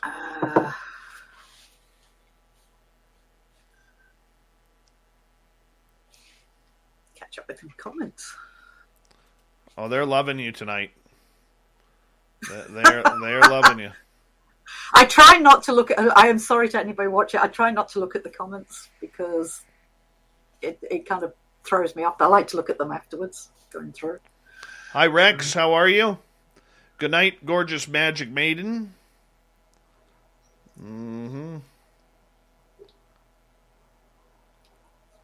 I don't think we're going to be talking a lot of UFOs later, so that might be in the back end of the final half hour about Pine Gap or whatever. Not many people know what's happening at Pine Gap, so. I used to be in all that field for about 10 years, but I haven't been in it for about 20. Although I did have an experience out there. Oh, nice. Talk about that in the last half hour. If people want to know where we've done, because I know people are asking about where else we've done, if they go to our website, to the About section, they'll see other investigations, and that lists everything in America, England, and Australia that we've investigated. So there's about 120 of them. So we like to get around. Right. That's awesome. So they can, then I've done blogs on some of them if they've got links, and I'll have blogged about them. But they're the ones we've done. Hi, 509er. How you doing? Oh, yes. Got to ask you a quick question here. What's your opinion of eating breakfast foods for dinner? I was told to bring that up. I had toast at lunch. If you've got an insurance question, you could talk to a dentist. But instead of filling you in on ways to save on your policies, he'd probably be too busy filling in that loose crown. Or you could talk to your local Geico agent, who will use their expertise to polish up your policies, from home and auto to renters, motorcycle, boat, and RV too. So while, yes, your dentist can save your smile, your Geico agent could save you money, which will make you use that smile a whole lot more. To find a Geico agent near you, visit geico.com/local. Expand your influence by adding high-quality music to your videos. Premium beat tracks are produced by award-winning musicians at world-class studios. Plus, our license gives you tracks for a lifetime. Pay once and never again. Save 25% on your next track at premiumbeat.com/royalty-free/podcast. Which time does that count? Oh, don't do it. Don't do it. I boiled eggs yesterday. You're better than that. Oh, my goodness. All right, fine. Fine. All right, our time of the night here where we're going to, let's piss off a Dutchman. Let's do it. I know Gary is watching. Probably got a bag of Cheetos resting on his stomach while he's watching, and a glass of iced tea. Room temperature, not even iced. MightyMooseBeard.com, one of our sponsors. I'm using the winter blend because we're closer to winter than spring right now, and it's about to get cold here in Canada. Now remember, if you want to upset a Dutchman, the first thing you do is you ask him, can I have a deal? There's nothing more painful than a Dutchman hates than giving up money at any time. So with Gary the Dutchman, you go to MightyMooseBeard.com, you tell him you want to use promo code SOR 2019, and he's going to cut you a deal. And this is good stuff too. It's all homemade, it's all natural, there's no chemicals, and all you do is put it in your drop box, you pull that hair that's pulled out of there, you drop it into your hand like so. Then you just massage it in. Just massage it in, right like that. Makes you feel good. It's good for the hair, right? Ladies, it's even good for you. It's not just for beards. If you want to, oh yeah, and the mustache too, thank you. Great. If you want to, use it, because you got all this stuff on your hands still, you just rub it into your hair. That's it.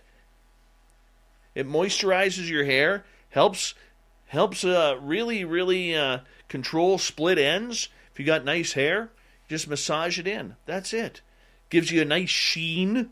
And it feels great. It smells great. Go to MightyMooseBeard.com. Remember, if you want to piss Gary off, all right, if you want to really upset him, tell him you're going to use promo code SOR 2019, and he will get really upset.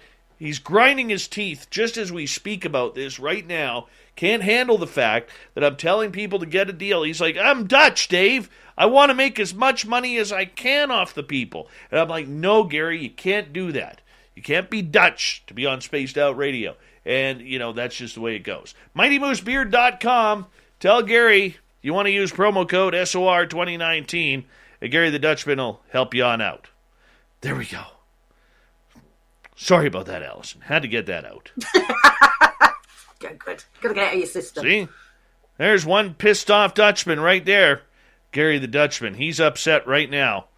All right. His beautiful wife is probably just shaking her finger at him. Gary, you're Dutch. That's what she say. By the way. And Magnus for Magnuson. Good to see you, my friend. Thanks for coming on in. And Rex Goodrum, welcome back. Thank you to Aussie Steve, Spooky, Cat Chaser, Kaysen, and Smithy for the awesome super chats. It's a great way to support what we do on this show each and every night. And we're going to kick it off here at the second half of the show right now.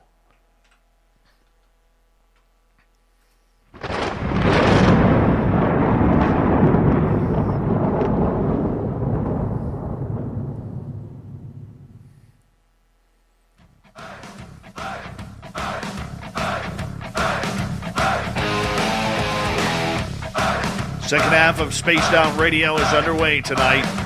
My name is Dave Scott. Thank you so much for taking the time to join us. We really do appreciate earning your listening ears. Want to remind you that if you missed portions of this show or others, check out our free archives by going to youtube.com/Spaced Out Radio. Just do old Davey the favor, hit that subscribe button. Our website is spacedoutradio.com, where we have a plethora of features for you, including rocking out to Bumblefoot and reading up on Captain Shirk's SOR Newswire. Follow us on Twitter at Spaced Out Radio and on Instagram, Spaced Out Radio Show. We continue on tonight. Ghosts in Australia. How haunted is it down under? We got a great guest tonight. Alison Oborn is with us. We're talking ghosts all night long. She has a great tour, if you're heading to Australia in Adelaide, called AdelaideHauntedHorizons.com.au.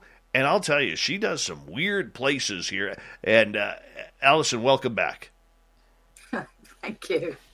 I got to ask the typical ghost question here. What's your scariest encounter that you have had while ghost hunting? Scariest or most intriguing? I don't really get scared anymore. But one of the unnerving one was actually in Margam Castle in Wales. We had gone up. There's only two of us. I hired the places just for two of us, get rid of tours and stuff. We'd gone up and we'd gone into this very, very back room. So the only way out is through three other rooms, down the stairs, and through the castle. And we were up there, and we started to hear heavy male breathing in the room. We're doing it, no lights or anything like that in there. And the swishing, that swishing of material that you hear when somebody's moving, and you could hear it circling us in the room. That was probably the most unnerving because you knew how far it was to get out. And the most memorable would actually be the Adelaide jail. The one that as I said, I'm rational. I will try and rationalise things.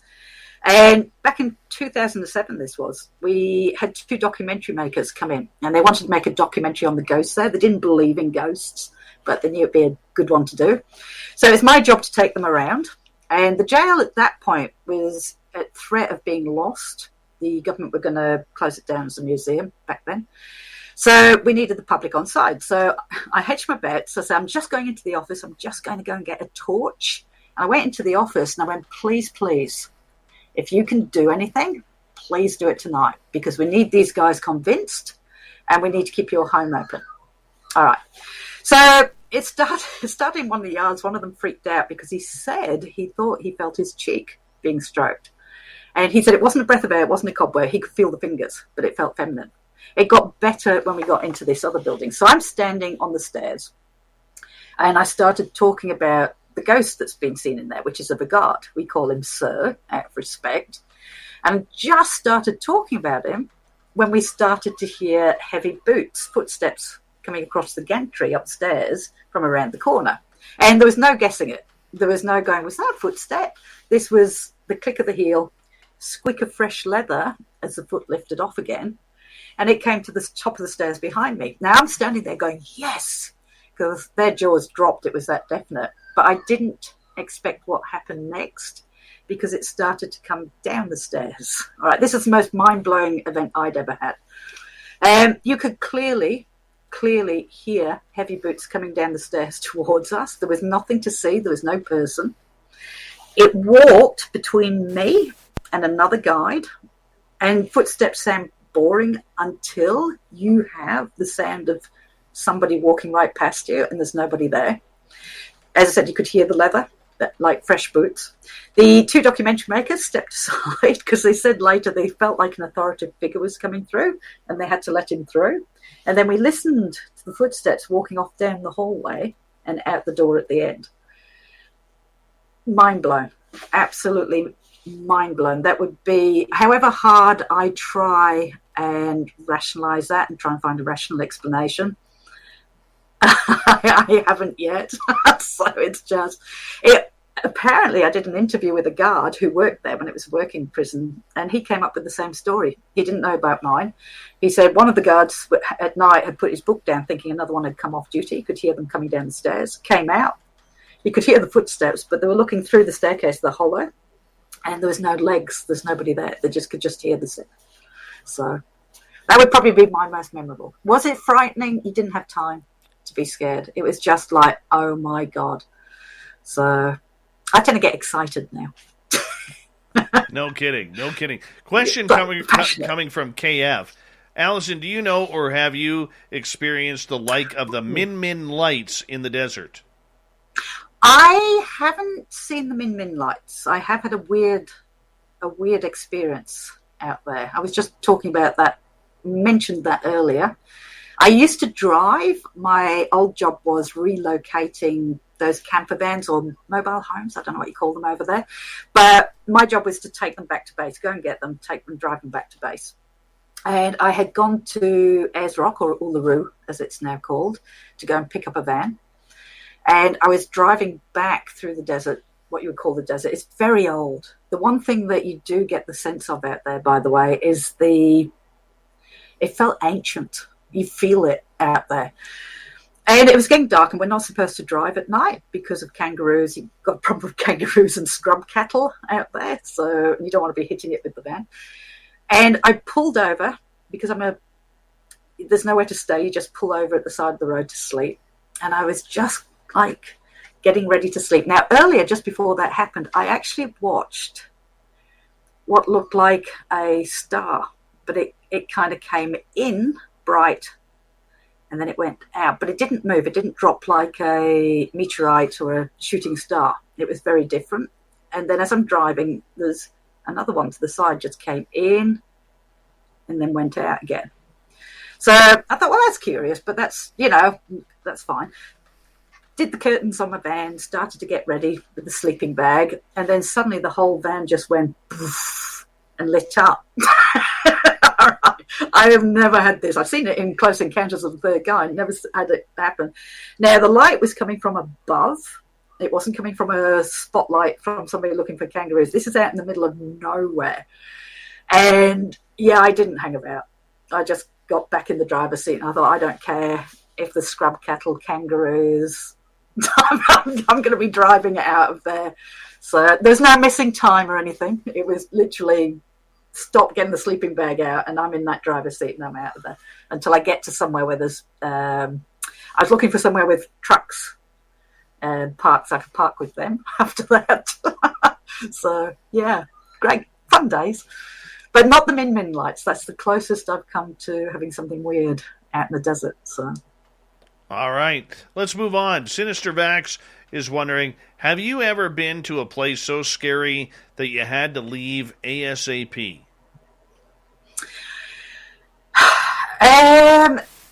I haven't left. I have come across places that really challenge to stay there, but that's what we're there for. So you try and work through that. You try and learn techniques to keep yourself calm. Even our own venues can change. There's been a time, there's 2 times. Actually, one of them's on YouTube this time. There was one time at Tailem Town, the old pioneer village, and we'd had a tour, and it was only 4 people on that tour because it was the week before Christmas, and 2 of them were a no-show. So all I had was 1 couple to take around this village at night, and everything was fine. We were all going well, and then we came into this one particular. Oh, we froze. I hate it. I never like going in on my own. We froze up there for a quick second. We all right? Yeah, now we're good. Did we? Okay, I'm not sure how much they missed there. About 2 seconds, if that. Okay. So, yeah, I was in the building, and I started to give this couple the stories in this building, and we started to hear shuffling footsteps down the other end. There's only me on site because there's only 2 people. I didn't need anybody else up with me. You can see in the video, this one is on YouTube, by the way. You can see in the video, we are starting to get very edgy. Even me as a tour guide, and I'm used to this. I very rarely, the whole atmosphere in that building changed. You can hear the footsteps shuffling a little bit closer. You can hear the footsteps behind the counter. And I was contemplating actually pulling that tour, which I've never done since I started tour guiding in 2004. You can hear what I didn't know until I went back and listened to it. You can hear something playing with the camera. You can hear clicks on the camera as if it's trying to work out how to turn the camera off, because the camera's flooding the place with light that we can't see, infrared. And you can hear breathing on the microphone of the camera. I can't get anywhere near that camera. It's high up. The whole feeling that night, even the couple that were there felt how it had changed. The whole feeling that night was whatever that was, suddenly, it was hunting. It felt extremely, extremely predatory that night. That's the best way I can describe it. I've never felt that in my venue. I've been there 11 years until that night. To the point where I threw the camera in the back of the car. I didn't bother dismantling it off the tripod, went on the back of my car. And I said to the couple, do you want to just hang on? Because I'm just going to put the alarms on. Put the alarms on at the village. And we all drove out the gate at the same time, because there was no way I was going back into that dark village that's kind of 115 buildings on 15 streets on my own, knowing there's nobody else in the village but me. I've seen it there. I know it's there, and it's just no way. A very different feel that night. So that's the closest I've come to leaving as soon as possible, to packing up and just going, we're pulling the tour. It felt predatory. Didn't feel nice at all. Don't know what it was. Don't know why it was different that night. So it's one of those things that, I mean, just happens. I think we need to, assume too that there are times when ghosts are going to be upset with other ghosts. Yeah. And sometimes I wonder whether, it's very well going into these venues, but it's like I explained to people, you're on these tours. We may not be dealing just with what's at the venue. They can bring something in. If they've got dead relatives, they can actually bring stuff in.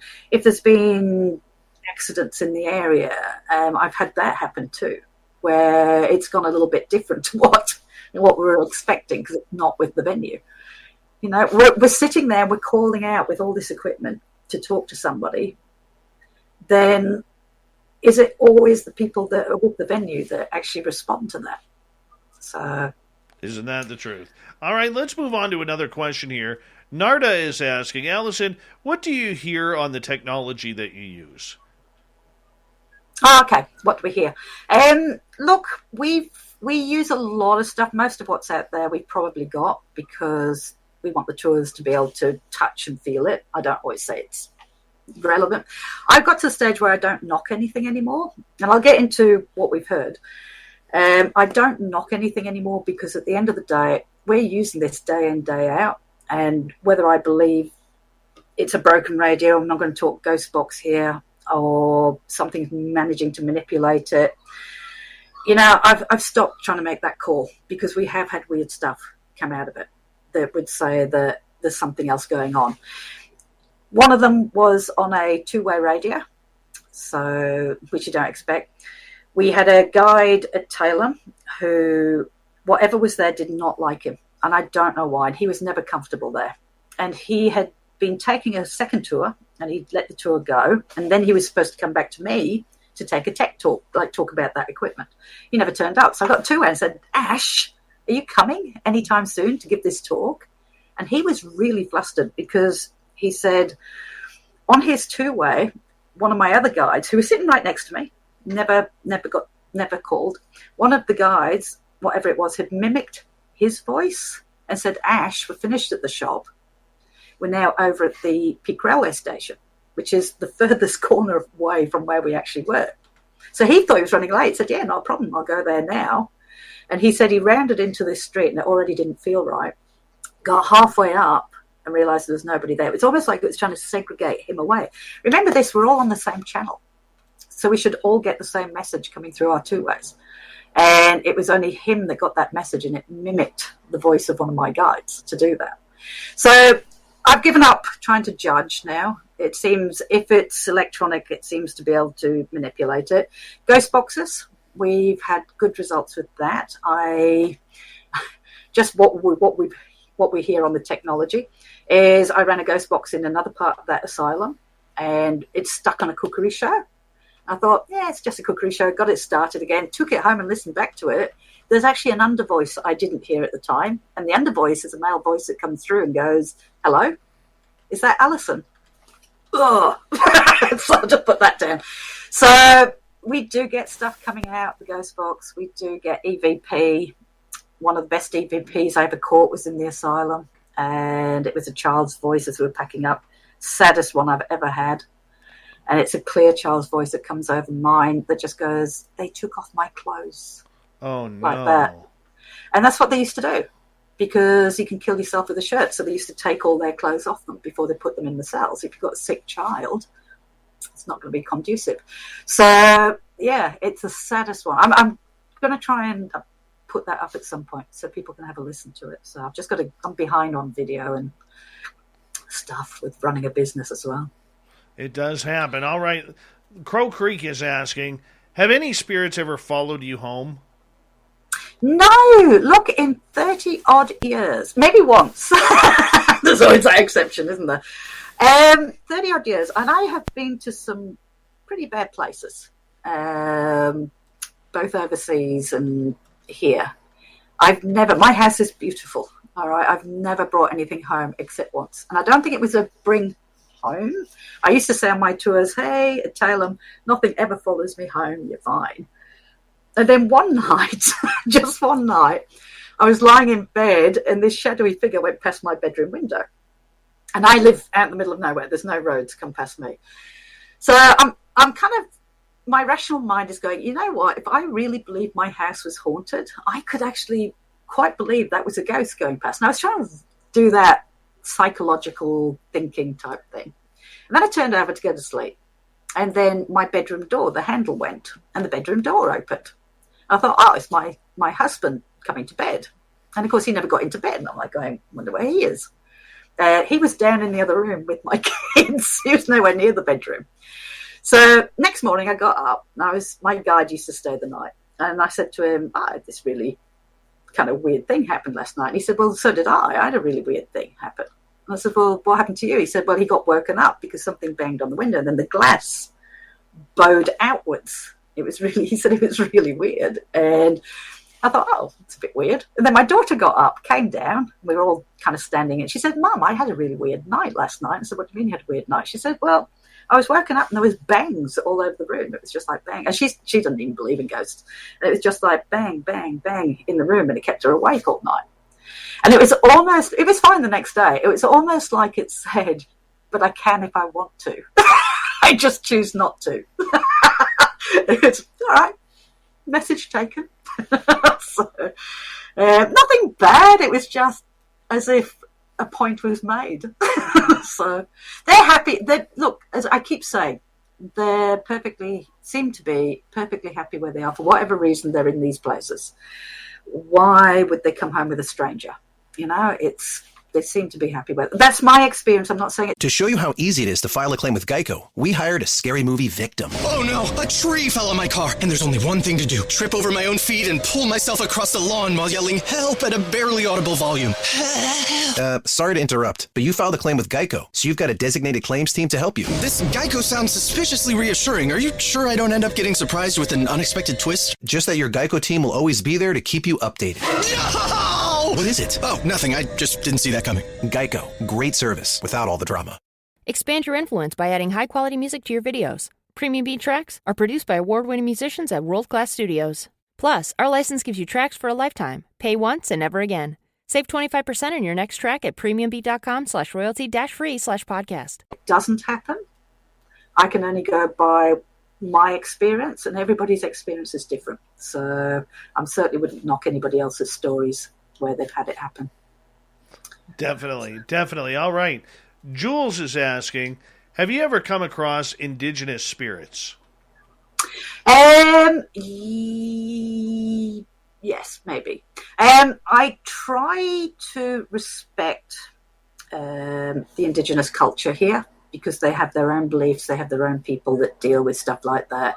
And it is very, very sensitive. So when we were researching, we get a call from a house that would be to do with indigenous, then I kind of put them on to maybe contacting some of the elders and trying to go through that way. We didn't touch it at the end of the day.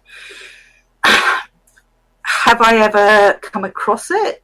Yes, I was actually invited by the indigenous to come and investigate somewhere in Adelaide. And they were interested to see what we would pick up.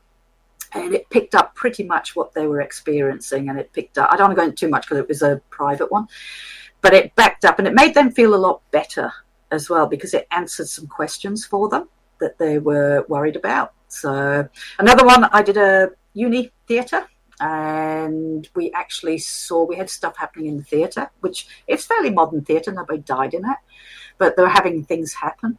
And my own guide actually saw down on the stage, and he's a scientist, by the way. He's got degrees in physics and everything else. He actually, for the first time, full on saw a shadow, very tall, in that very indigenous Aboriginal stance of when they used to stand on the one leg and they used to put their other foot on just where the knee is and hold the spear. It's kind of a very famous stance of theirs, and he said he was looking right at it and then it just vanished. And it turned out that was a very important indigenous area where the uni is. So have I gone out my way to investigate it? No, I respect their culture, and I respect their culture is there to deal with any troubled spirits that haven't gone on their journey to where they should be. Makes a lot of sense. Michael is asking, have you ever seen a full-body apparition or shadow people? I've only ever seen solid shadow people. That's the only way I've ever seen them. So, yes, that one that was in my face, for those who weren't listening earlier, I had one right in my face when I was doing a tour. Thought it was a guest. Solid black shadow. Same in Tailem, the Pioneer Village. I was taking a tour there one night, and we've all got to have that defining moment, don't we, before we're definitely sure there's something there. And it was a weird night. Everybody was quite nervous in the church, and one person got quite sick. People were being touched, poked, prodded in there, and one person got a little bit nauseous, so they were taken out to the car park. And I was just chatting to the tour, and one of the tours started to sing a hymn. And I thought, you know what? If anything's going to happen, it's going to be around him. So I got my camera. Have you ever had that regret? You should never do something. I got the camera and I turned it towards him. Now, the camera is normally turned to the door that we all come through. While I did that, we all heard somebody come through that door. Two of us saw it walk in. I'm standing there watching the silhouette of a man, about 6'3", probably. He's quite tall, very lean. Walk in through that door, just a solid shadow of a person. He went into the back corner, and that's where I lost him in the shadows. Now, he was the same build as my guide, so when somebody asked me what was that, I just said, don't worry about it. So it's just Ash, my guide, coming back in. I was saying, that's just you, Ash, isn't it? No answer. Ash, that is you. No answer. Got my torch, and there was nobody there. And then you'll see how excited I get.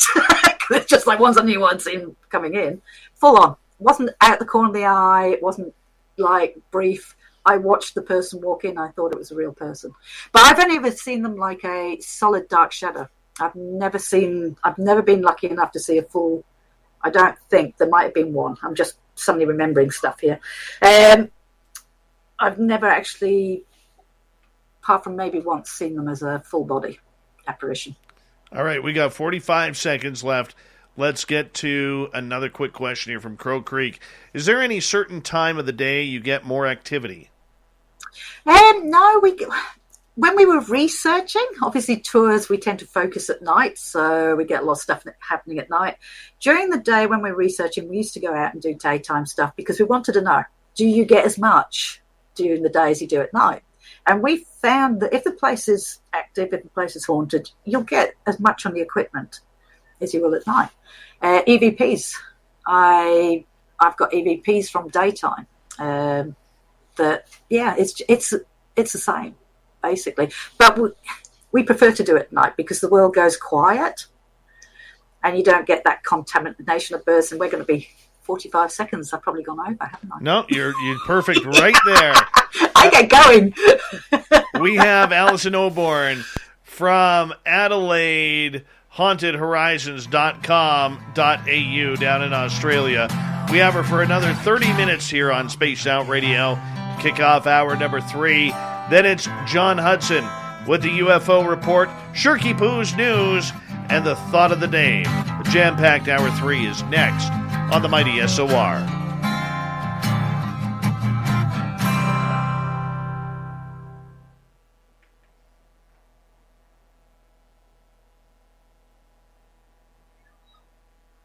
All right, we're clear.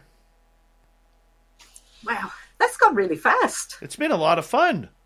It's like, wow, it's like gone already, nearly half an hour left. Oh, I hear you. I hear you. Oh, I like the animal one. Yeah, we'll get to that. I've got lots of those. Shut me up again. Shh, for just a couple of minutes. Shh. Zenzabil, how you doing? Clear Floss, how you doing? Good to have you guys back.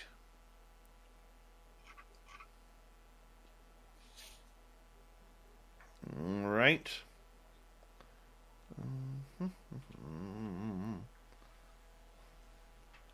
When we get to the break at the next hour, when I say goodnight to you on the air, just stick with me right through a little bit into the commercial break, and I'll say a proper goodnight to you.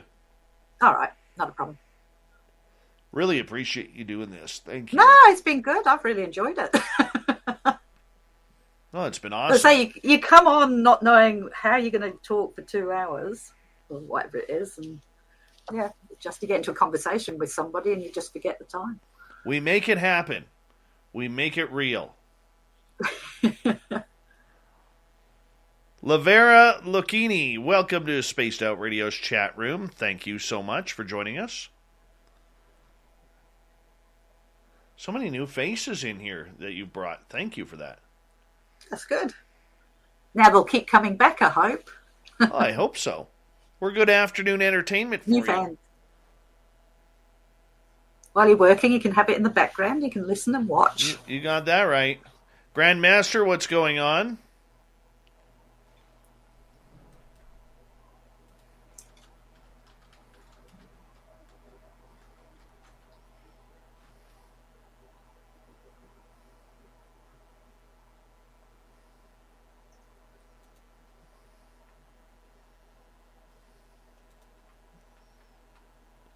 It's 3:30.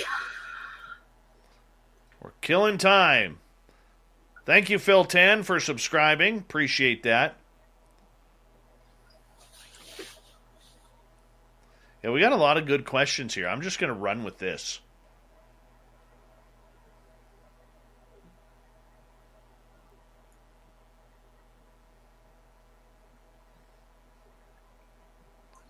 Lots of strong questions from the audience here. It's good. Chillin' Villain, good to see you. Oh, Grandmaster's going to have a scotch. I think I'm going to need one after this too. Join you. Oh, yeah. Well, thank you, Zenzabil, for bringing over Lavera. Appreciate that. I'll have a sip of water for you, buddy. Cheers. That's what I'm drinking, sadly.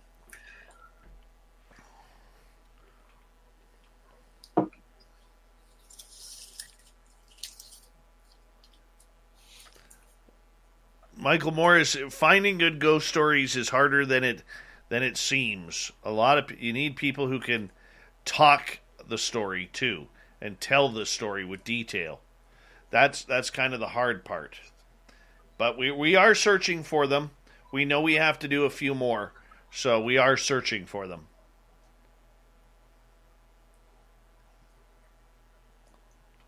This has been wonderful. Wonderful tonight.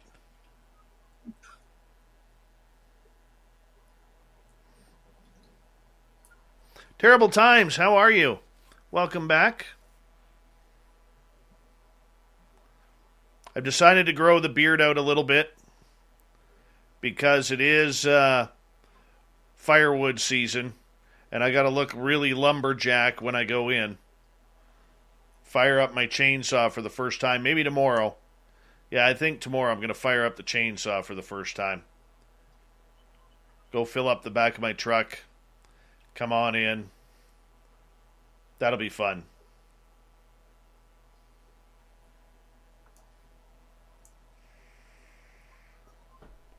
We got about 90 seconds. Just over 90 seconds. Brutus, how you doing, buddy?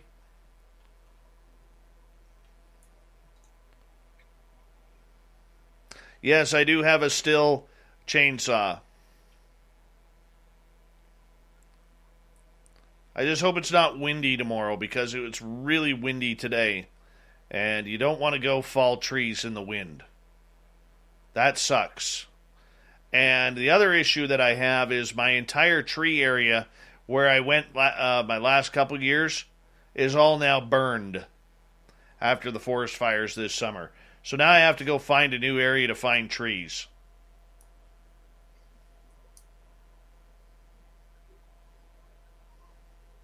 There is something about, I'll tell you, Chillin' Villain, you'll know what I'm talking about. There is something about cutting trees. You know what I like is when you hear, like when you're cutting the trees and you hear something really big that you cannot see moving around your tree line where you're cutting. I had that happen not last year, the year before, where we were cutting into this area, and up here they allow you to cut all the dead trees because those are what start forest fires. Yeah. And there was something big walking through. I think it was just a big moose. Definitely wasn't a bear. Owner, thank you for coming on in. All right, guys, we're about 15 seconds away. Thank you to Ozzy, Steve, Spooky, Cat Chaser, Kaysen, and Smithy for the super chats. It's a great way to support what we do on this show. Here we go, everyone, with the third hour starting off right now. Get your horns up.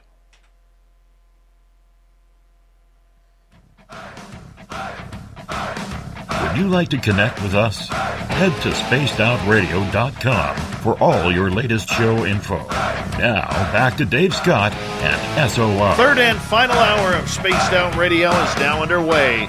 Dave Scott's my name. Thank you so much for taking the time to tune us in. Thank you to everyone listening in on our terrestrial affiliates around North America and digitally on TalkStream Live, Revolution Radio, and KPNL. All of our archives are free. Go to youtube.com/Spaced Out Radio. Do old Davey the favor, hit that subscribe button.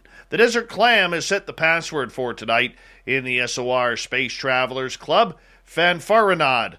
Fanfaronade is your password. Use it wisely, Space Travelers, as the Clam sets the password each and every night right here on Spaced Out Radio. Our website is spacedoutradio.com. We have a plethora of features for you, including rocking out to Bumblefoot and reading up on Captain Shirk's SOR Newswire.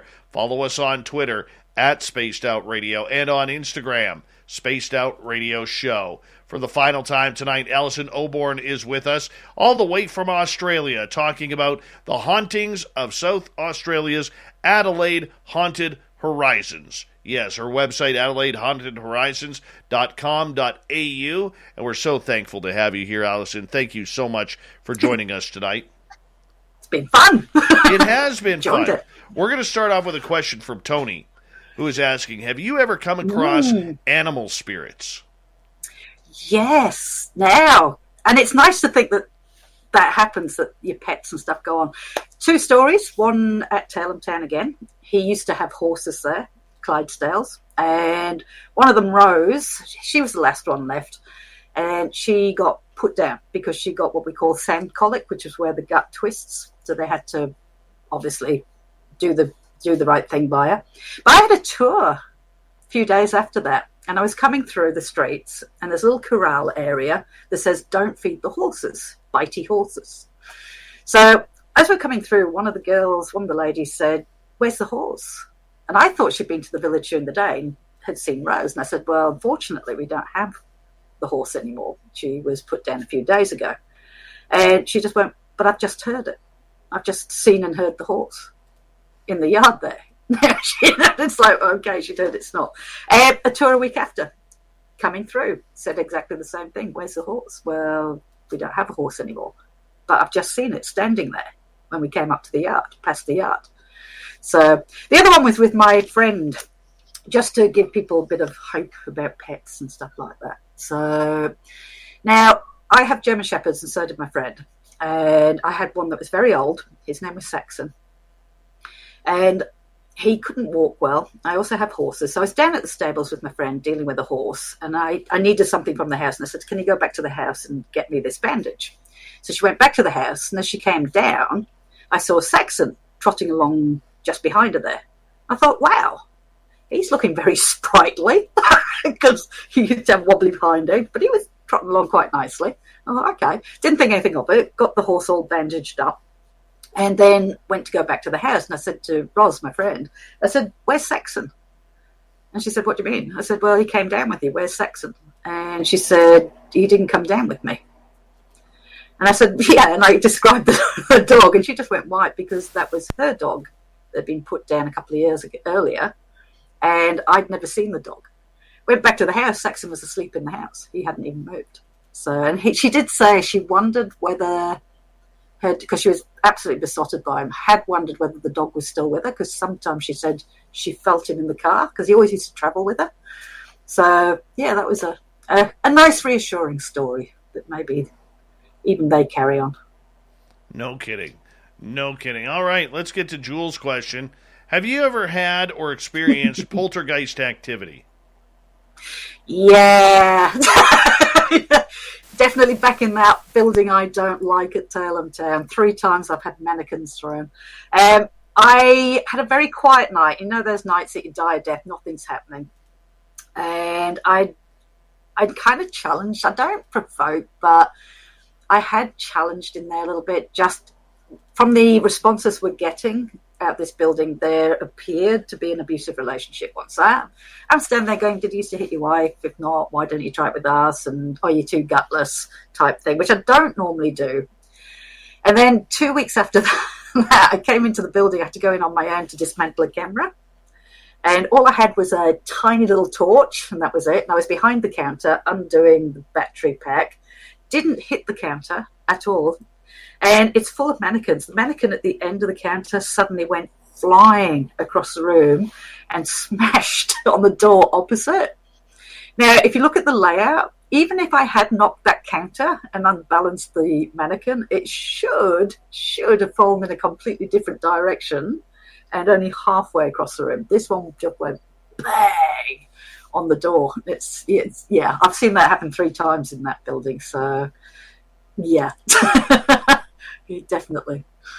That's why I don't like that building very much. It's only one building out of 150 and I really don't like it.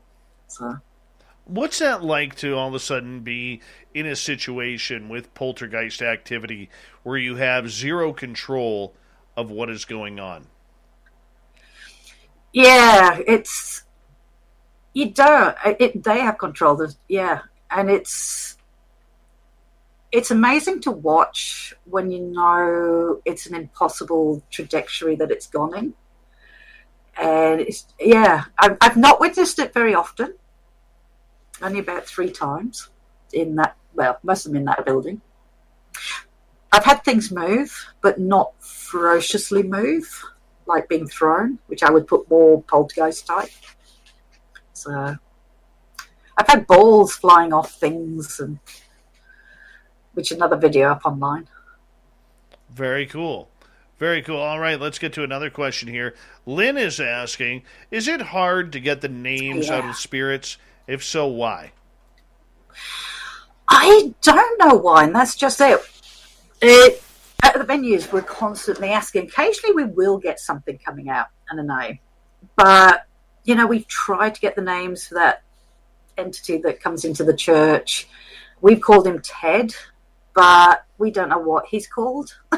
Then not telling us. He just seems to like interacting in other ways. Ian, the child, we only found out through going through the newspapers on his name. He hasn't actually said, my name is Ian, although Ian has come out a couple of times when we've not been asking. So, yeah, it's hard. And I'm not a medium. I'm not a clairvoyant. I'm not psychic. So it's not that I can talk to them. And I don't know why. Even when I've had family loved ones coming through, what's your name? Doesn't say. It just gives kind of meanings and messages that mean something, but never seem to give the name. So, exceptions to rules. I've had a couple, but largely, yeah. Does that bug you? Yeah. I keep saying to them, I want to be polite. I want to be able to call you by a name. And, it's like you're talking to a stranger. You want to know the name so you can talk to them and get to know them. And, yeah, it does bug me. But sometimes I wonder, do names mean anything over there? if it's energy. I find the same thing with sex as well, not obviously that, but, we ask the question, are you a man? Are you a woman? And I rarely got an answer to that. When I changed my questioning, in life, were you male or were you a man? In life, were you a woman? That seemed to get more of a response.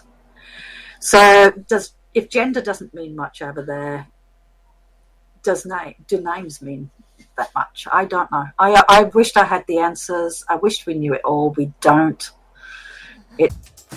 Not to be dramatic, but I'm obsessed with how much I just saved at Kohl's. I got 25% off Nike clothes for the kids, the cutest $39.99 flex hoodie for me, and got great Columbia gear for all our outdoor adventures. Did I mention the extra 20% off and the Kohl's cash I got? So yeah, not sure what I love more, fall deals or fall weather. Select styles, 20% offer ends October 3rd. Some exclusions apply. See store or Kohl's.com for details. The perfect video needs the perfect music. That's why premium beat tracks are produced by award-winning musicians at world-class studios. Plus, our license gives you tracks for a lifetime. Pay once and never again. Save 25% on your next track at premiumbeat.com/royalty-free/podcast. Yeah, I'd like to know one day. Well, we might know one day. Chrismo in in Austria, is asking, why did you quit UFOs? It was never my first love because I was born in the haunted house. It was always the paranormal. But the other thing is, with UFOs, you would get a report when I was with the research teams. We would get a report, we would log it, we would go out there, but the chances of that happening again at that point was, you're probably not going to be seeing it again. Hauntings and haunted houses, you've got a better chance of going back there and having it repeat, whereas you didn't with UFOs. So I'm interested in UFOs. I still love to have a little keep up with it and just see what's happening in the field there. Do I think there's aliens? I think we'd be very arrogant to think we're the only ones in the universe. Are they from planets? I don't know. Are they interdimensional? Are they from... I don't know. It's an interesting subject, and I am interested, but ghosts were always my biggest draw card. So it's a personal thing. It's nothing against aliens. It is. Nothing against UFOs. I still keep up with. I've got friends who are still in the field. It's just, for me, I wanted to know about life after death. That was more my calling, if you like. UFOs were kind of a stepping stone that I could do something until I found what I really wanted to do. Well, hey, you found something that you enjoy, so why not?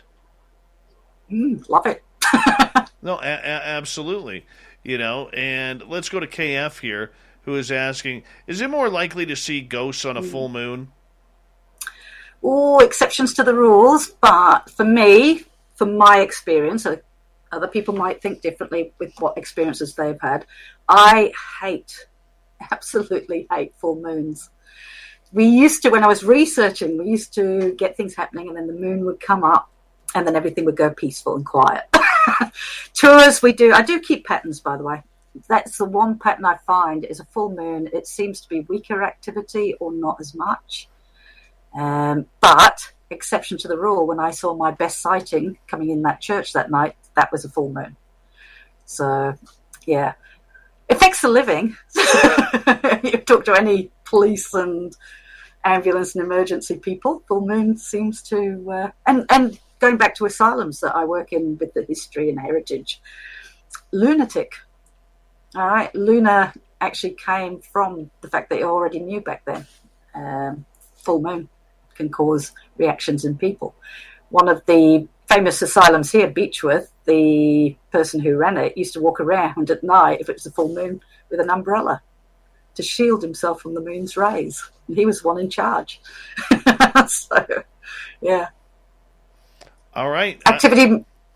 Have you ever been gifted anything by ghosts? Oh, no, that's a hard one. No, I don't think I have. I've had a lot of things that have fallen into place rather remarkably. gifted, as in a present. Actually, no, I don't think I have. I'll give one where it can give in other ways, not so much a present thing, is my husband. He's allergic to bees. We're on a property. And he got attacked by a swarm of bees up at the top there. I'm very don't kill anything. I'm a very nature, don't kill the bees. So he came down. He was pretty angry because he'd lost his glasses, prescription glasses, very expensive. He'd knocked them off and he'd spent ages up there trying to find them. And he said he's going to get rid of the bee's nest. And I said, no. And he said, I can't go up there. And I said, well, if I can find your glasses, we leave the bees alone. I'll make that as a deal. So I went up there and I sat on a log and I went, please. I said, I don't want any harm to come to, we want to live in peace and we want the bees and we want everything else. I just need to find these glasses. And I got up off this log and I walked in a certain direction a few feet and there they were, right at my feet. The bees were never touched. I won.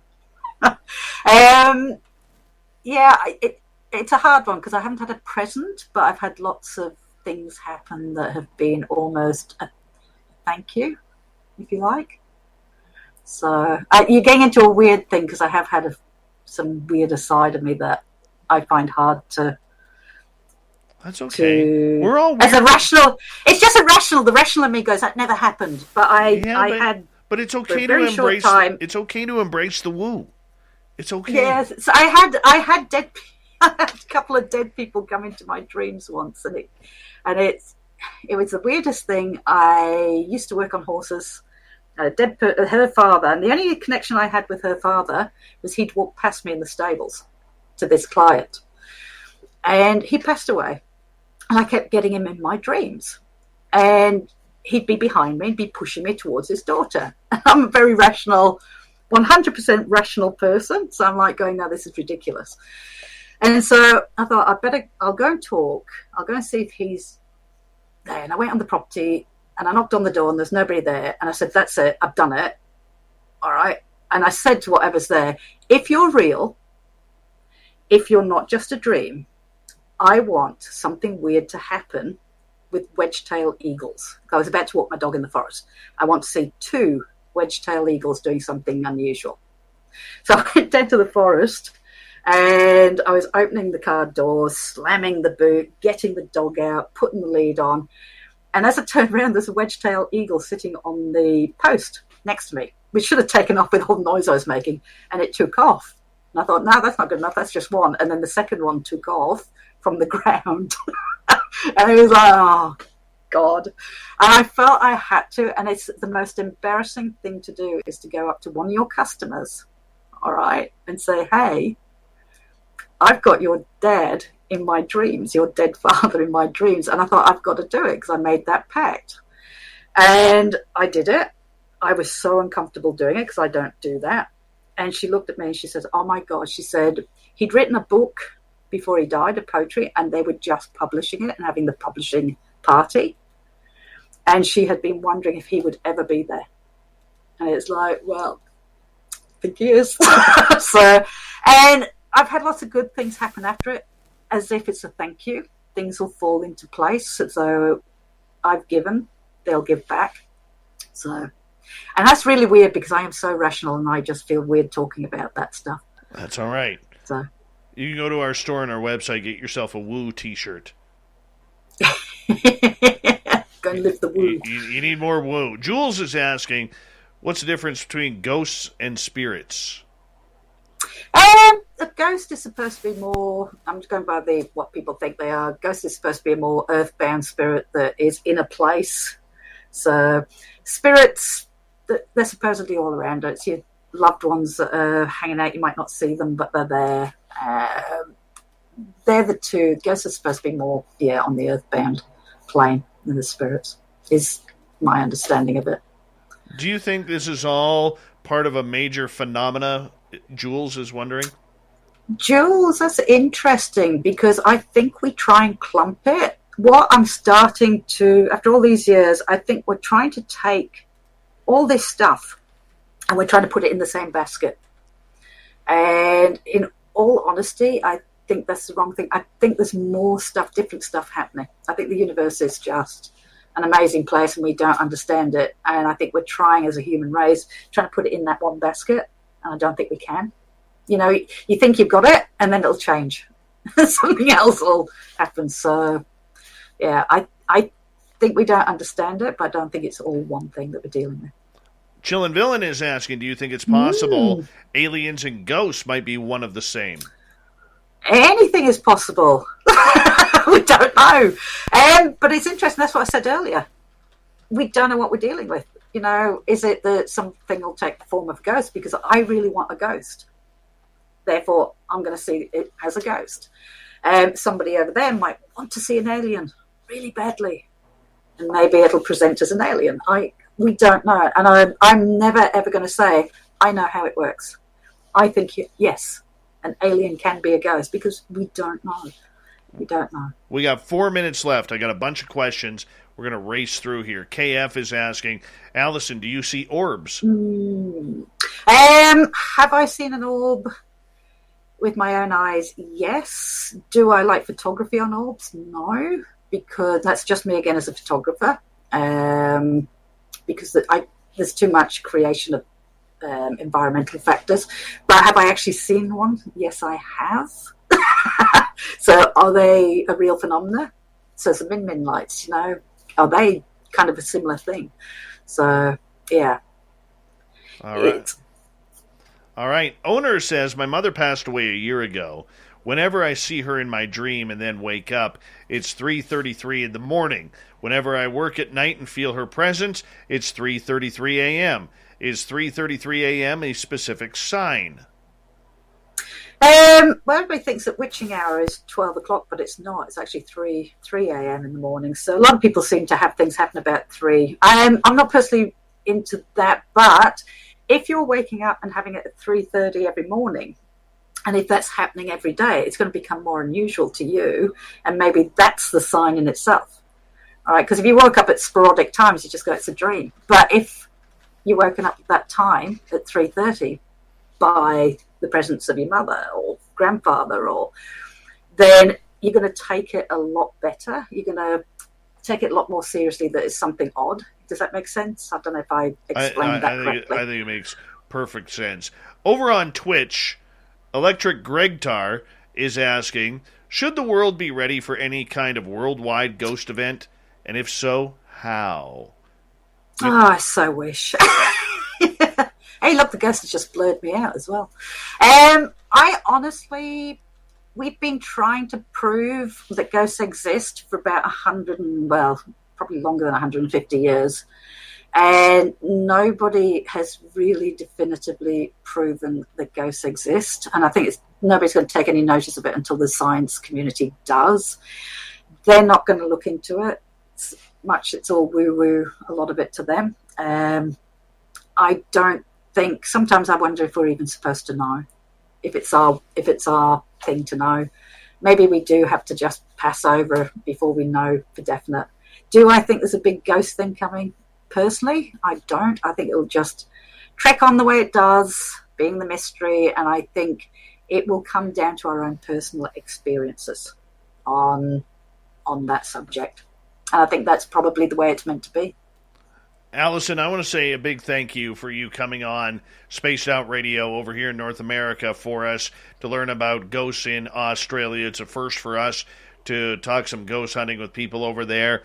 And you were just wonderful, a complete delight for me and the audience. Do me a favor, tell everybody where they can find your ghost tours. All right. So, well, you've said the website, hauntedhorizons.com.au. A lot of the stuff we do, which is live streams and stuff for you lot guys, it's on Facebook. So Adelaide Haunted Horizons on Facebook or YouTube. We have a YouTube channel, which same name. You'll find us. We're actually doing a charity event. If anybody wants to tune in on Saturday your time, we're doing a big charity event, 8 hours. It's free. It's online. It's on YouTube, our YouTube channel. And we're raising money for the cancer council in Australia because we've all lost, obviously, some of us lost loved ones. So we've got a whole lot of speakers, some from your country, some from ours. So if anybody wants to follow us on Facebook, you'll find that there. What a pleasure to get to know you. Thank you so much Thank you. for It's coming been on fun. Spaced Out Radio. It was a lot of fun, and it went I've by enjoyed it. very, very quickly. It really did. It really did. And big thank you for you coming on Spaced Out Radio. Alison Oborn, once again, website. And I just lost it. Oh, there it is. AdelaideHauntedHorizons.com.au. Coming up next, we have the fedora-wearing John Hudson with the Unbiased UFO Report. We have Shirky Poo's news and the thought of the day, if we get to it. Spaced Out Radio continues the final half hour next.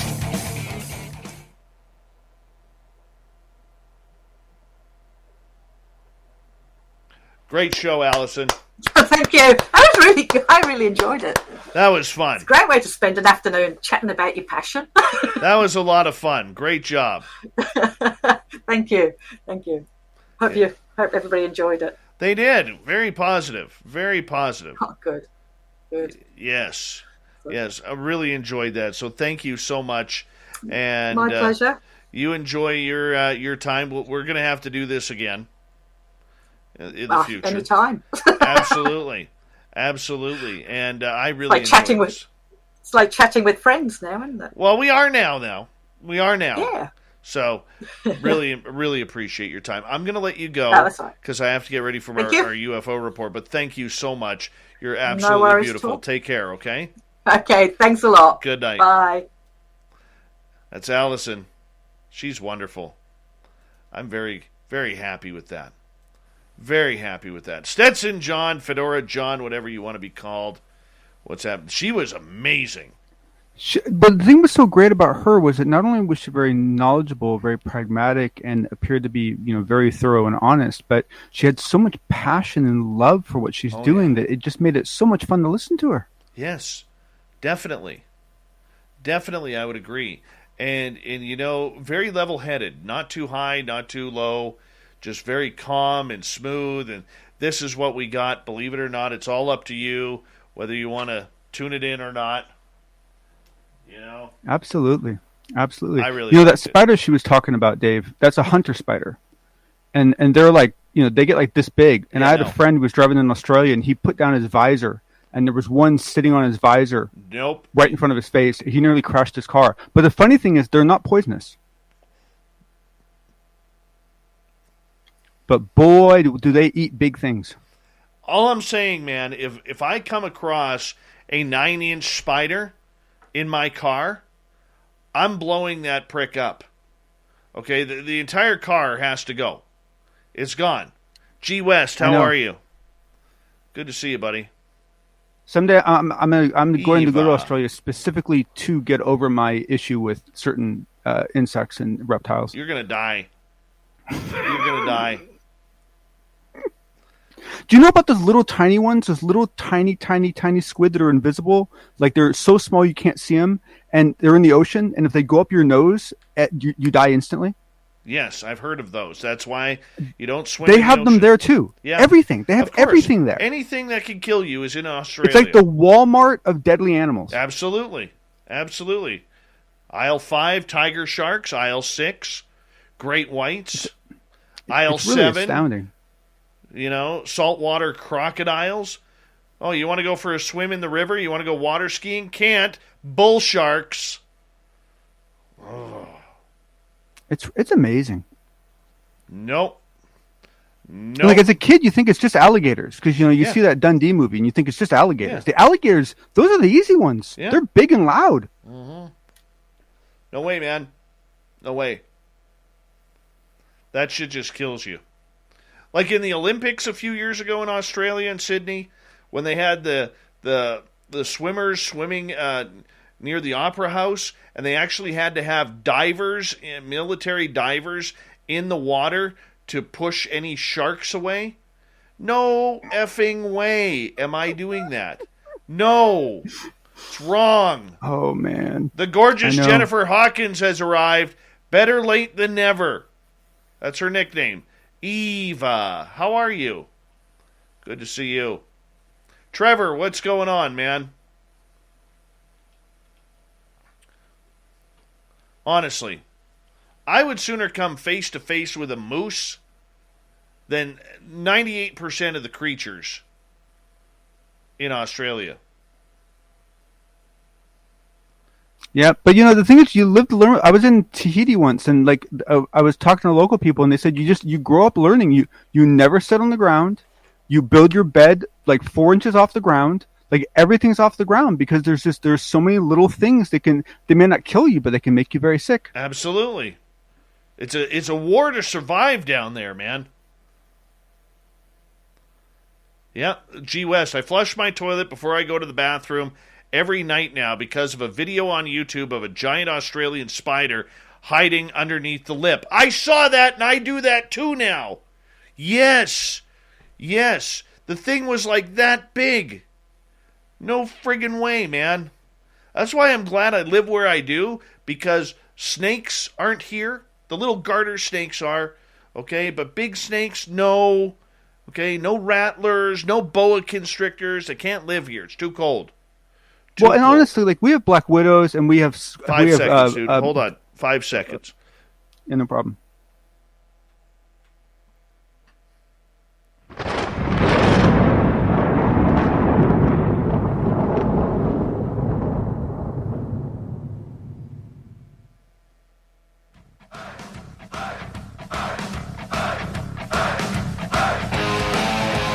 We rounded third. We're heading for home tonight on Spaced Out Radio.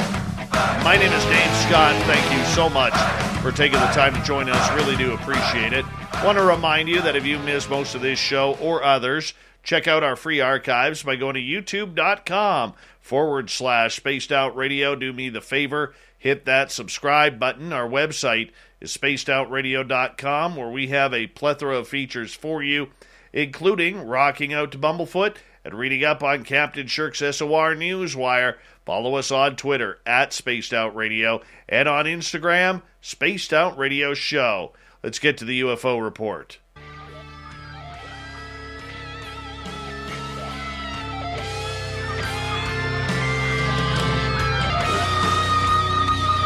Yes, the fedora-wearing John Hudson is back with an update on the unbiased UFO report that happens every couple of nights here on the big show. And John, thank you so much for taking the time to join us. Always appreciate you here, buddy.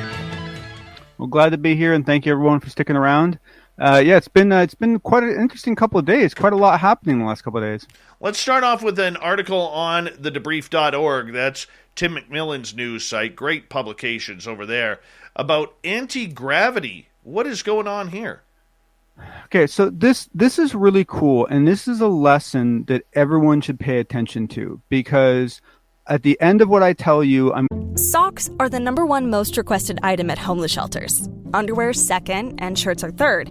At Bombas, socks were first, made with comfortable details for everyday wearing. Then underwear, and shirts too, all designed to perfectly fit. At Bombas, every item you purchase means you're donating an essential clothing item to someone in need. One comfortable clothing item for you, one donated to someone in need. Bombas, comfort for all. Get 20% off your purchase at bombas.com/comfy. Welcome to Parent Teacher Night. Oh, yes, Miss Garner. If you have one of those airline credit cards, you're probably not earning double miles on every purchase. You're right. My card only gets extra miles on some types of purchases. With the Capital One Venture Card, you earn unlimited double miles everywhere. Wait, but where can we use them? You can use Capital One Venture Miles on any travel purchase. Venture gets an A+. Capital One, what's in your wallet? Terms apply. See CapitalOne.com for details. I'm going to talk about someone that most of you know, and who was a major figure in this whole operation. So essentially what it came down to is that there are a bunch of physics lists floating around the internet. I'm on one that I think Jack Sarfati runs. There's all sorts of other ones around.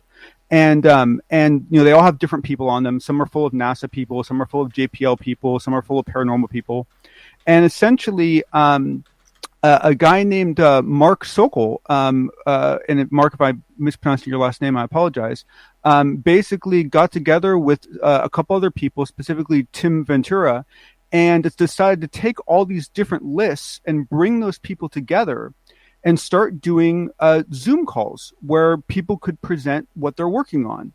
And this grew pretty quickly from 50 to 60 participants to 500 participants. And now they have it's an invite only for presenting, but they publish it on YouTube so anyone can go watch it. And every 2 weeks they have this it's many hour long presentation and some big people have presented for this group. Sonny White, Dr. Sonny White from NASA, NASA fame, who's now on his own. The guy in the UK that got the M Drive stuff working. A bunch of significant people, and the email lists and the debrief went after these email lists and researched the people on them.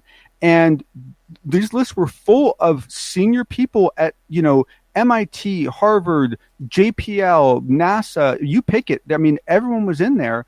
And I can attest to it. The list I'm on has some crazy people on it. And basically they brought all these people together, and now they meet every 2 weeks. They've had 22 meetings so far, and they're making some progress, and they're getting a lot of attention, and they're getting the right people contributing. Now, does this have a tie to UFOs and the propulsion systems that many people have been asking questions about? Well, depends on who you ask, okay? To some of the people within the group, not really. Perhaps inspired, perhaps awareness that there are other possibilities inspired by. However, one of the primary people in this is someone that you all know very well, which is alien scientist Jeremy Reese. And he is one of the founding members of this group. And so, he's been around for a long time, been doing YouTube presentations for a long time. His entire, motivation for getting into this was UFOs and trying to figure out how to really build one. Mark Sokol, I believe, has some interest and background in it, but he's what I love about him is he's all about taking this to an engineering level as opposed to a theoretical physical level. So they have Jeremy and Mark and a couple other guys have actually built a lab, and they're actually doing like good science, like good actual like testing of these different devices. And it's exciting. But what I want to point out is that Jeremy, I mean, he's one of us. I mean, he's been around for a long time, and he finally put all of his passion towards something important, and now they're doing something really big, and it's a good thing. No, I think that's great because, I mean, if we're trying to blend the two, I mean, look, technology is going further. We now have people who are talking about time travel on Twitter. That has been, in one of the private groups I'm in right now, that has been a very big topic of discussion because everybody is trying to figure out how these extraterrestrials, ultra-terrestrials, whatever you want to call them, are getting here. So, I mean, now that we have people talking anti-gravity, okay, we have people talking about time travel, I mean, could we be on the cusp of something very big scientifically here over the next 10 to 20 years? Oh, I would argue before then. Look, like even before this whole UFO thing broke out, in almost every single field of science that I track, there have been independently incredible advancements in the last 5 to 10 years. And now what's happening is all of these little advancements are now coming together, and they're becoming aware of each other. And what's going on right now, I mean, people talk about cloaking devices being a big deal. Cloaking devices happen. They're now. Like they don't work like Star Trek. They're a lot more complicated, but you can make things disappear no problem. There's ways to do it with power and without. I know someone who's very close to a fusion project that is making huge inroads. You look at the M Drive stuff. You look at the leaner stuff, the low energy nuclear reaction stuff that used to be called cold fusion. There are so many different areas that are just exploding right now. And even without the UFO stuff, it is a one hell of a freaking time to be alive if you care about this stuff. That is awesome, my friend. Now let's move over to another story here where researcher Joe Murgia, who his Brillo pad hairdo is top-notch when it comes to UFO Twitter. And he has been all over an interview that happened about former Nevada Senator Harry Reid and his interest in UFOs. What came out of that? Well, this is just a really quick, another great example, because, people have been complaining about this lull in information and so forth. And, and they've been using it as an excuse to go after each other. And what Joe has done is what everyone should be doing, because there's been a crazy amount of stuff happening for the last year or two. And the truth is, most of it, we've barely scratched the surface. And so what he's doing is he's going through and he's creating transcripts of all these interviews that were done by significant people all around. And this one is an interview that Senator Harry Reid did for the New York Times in May. And, I'm going to, I can't go through all of them because of just all the crazy points that he makes. But basically, Reid basically goes through and explains not only what his different opinions are, but he gives timelines. He gives guidance to where he thinks things are going to go. He talks about situations he was in. I mean, this is an incredibly detailed interview, and I'll post. My goodness, Joe put down like 20 something steps of things that just blew his mind. But essentially, this is a fantastic interview that I think a lot of us either watched and didn't pay enough attention to or just glossed over. And Joe's using this downtime to basically dig into this stuff. And, this is really good information. For people that have any holes in their knowledge, this stitches it together in a beautiful way. It really does. And the one thing that always frustrates me about former Senator Harry Reid was the fact that he didn't start talking publicly about this until well after his days in Washington, D.C. were over. And, people will say, well, he still has a lot of pull within the Democratic Party and within Washington, D.C. He's one of those, highly respected former senators that still carries a lot of clout, especially in the security and defense of the United States. But for me, man, how much of a difference would it have made if he was the Mark Warner or the Marco Rubio, considering Area 51 is in his state? A lot of UFO sightings are in his state. There's a lot of mystery. It didn't come out until after he was in office that he had visited Area 51 numerous times. I know, and I know this is hard for people to accept, but the truth of the matter is that if he had done half of the things he's done since he got out while he was in, two things were very likely to happen. One, he would have lost all his real political clout. So his ability to actually do anything for the Democratic Party, which was his primary purpose, would have been severely crippled. Or two, to be very clear, there's a good chance he would have ended up in jail. Because when you are actually signed in and read in and active in those situations, the Gang of Eight, they hear an incredible amount of information, and there's a trust level. And if you violate that trust while you're in that role, boy, man, all hell and damnation will come down on you. No, I understand that, but he still could have got the topic out. He still could have. No, yeah, agreed. Right? No, I agree. And it would have had a lot more clout if he would have said, look, we got some things out there that we can't prove. If he would have had this same message while he was in office, it would have been a lot better. He's the guy who's been going after this story for 30 years. 30 years. Yep. And in my opinion, he's the guy, along with Robert Bigelow, who saved Bob Lazar and saved Lazar's butt. Now, there's a lot of ties here to what is going on. And I think he really knows what is happening. I fully agree with you. He's not going to come out and say, anything that is NDAs, which are lifelong, that he will ever speak up publicly. And it's too bad because, it's like being so close yet so far away. But, he owes it. These were the people who elected him to do this. He owes it, in my opinion. Well, the thing that's hard to remember is that the other things he was doing, the other stuff that he was doing for Congress and for the Democratic Party, were always a higher priority than this issue. It was always a higher priority than this issue. That's sad when it's all about the party and not the people. But that's today's politics, unfortunately. Agreed. Do we see any more coming out of Harry Reid or any of the names here in the near future? I would ask you. I think I would phrase the question a different way, and that is that are any of them going to stop before they pass on?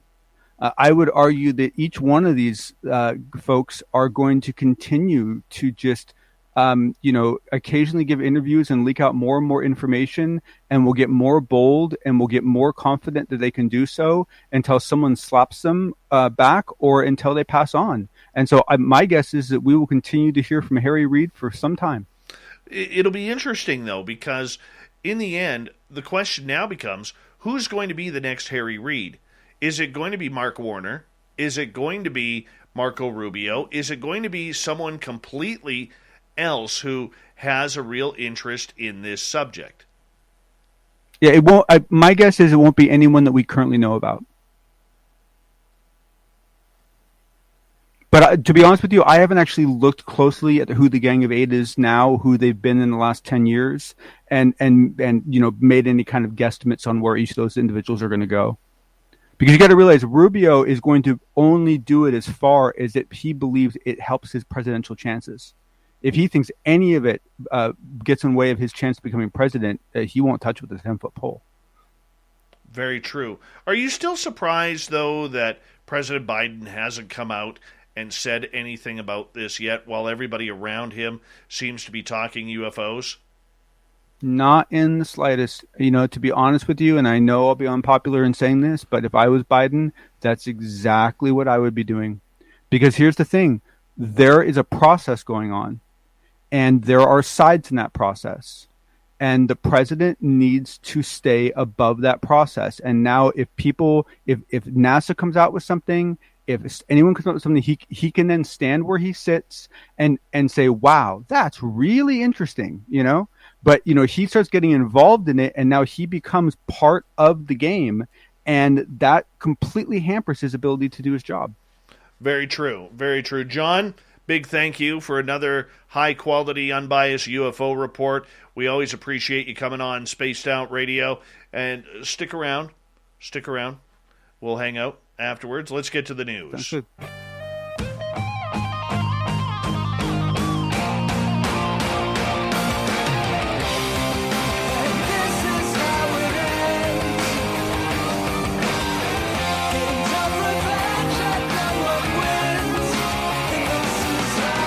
Is always changing, which is why we bring you the SOR Newswire at the back end of every show, where we get to the weird, the strange, the wacky, and sometimes the odd. Police in Wisconsin are attempting to locate a $1,400 bronze sculpture of a nursery rhyme character, Humpty Dumpty, sitting on a toilet.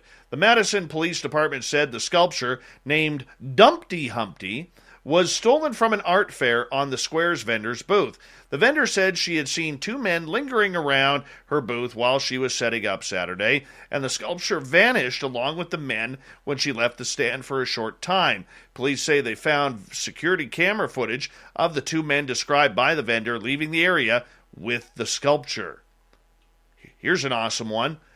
A Maine fishing crew's accidental catch of a 600-pound tuna became about 350 servings of food for a local soup kitchen.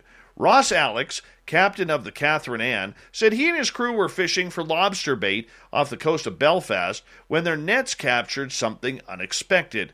We saw some kind of fish popping off the surface, so we were getting ready to set, and we made our set and kind of hauled in our net back. The fish went gone. We were like, where'd they go?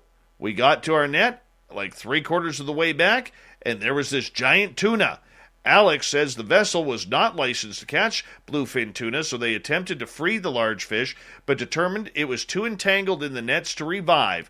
Jamie Steves, owner of J&J Lobsters, contacted the Maine Marine Patrol to explain the situation. Steves' contact made the necessary calls to get the boat's crew permission to harvest and donate the tuna. Doug Schartzer, a friend of Steves, was summoned to butcher the fish and arrange it to be donated to the Belfast Soup Kitchen.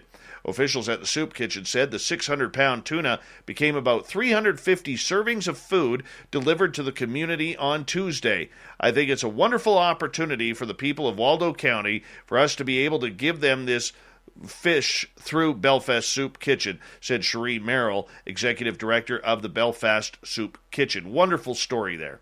Wonderful story. Now, this is a sad one. This one's going to break our hearts a little bit.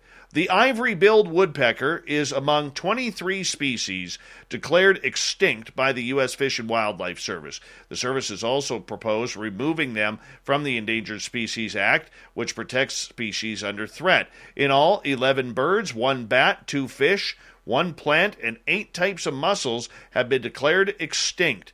The FWS says it made the determination based on rigorous reviews of the best available science for each of these species. Each of the 23 species represents a permanent loss to our nation's natural heritage and to global biodiversity. Bridget Fahey, who oversees species classification for the Fish and Wildlife Service. And it's a sobering reminder that extinction is a consequence of human-caused environmental change. The ivory-billed woodpecker was once the U.S.'s largest woodpecker species, but the last commonly agreed sighting was in Louisiana back in 1944. The species was officially listed as endangered in 1967. Another bird declared extinct is the Bachman's warbler, which was one of the rarest songbirds in North America. It too has been listed as endangered since 1967. Hate when that happens. The money was supposed to be used to create modern art, and it was, but not in the way a Danish museum expected when it gave an artist the equivalent of $84,000. In return, it received 2 empty canvases. The artist, Jens Honig, said the blank canvases made up of new work of art, titled Take the Money and Run, that he calls a commentary on poor wages. One thing it's not, he says, is a theft. It's a breach of contract, and a breach of contract is part of the work, he said. According to Danish public broadcaster DR, the work is that I have taken their money, Hanning stated. The Kunsten Museum of Modern Art in Aalborg isn't satisfied with the explanation, but that hasn't stopped it from displaying the 2 canvases as part of its exhibition called Work It Out, which explores people's relationships with work.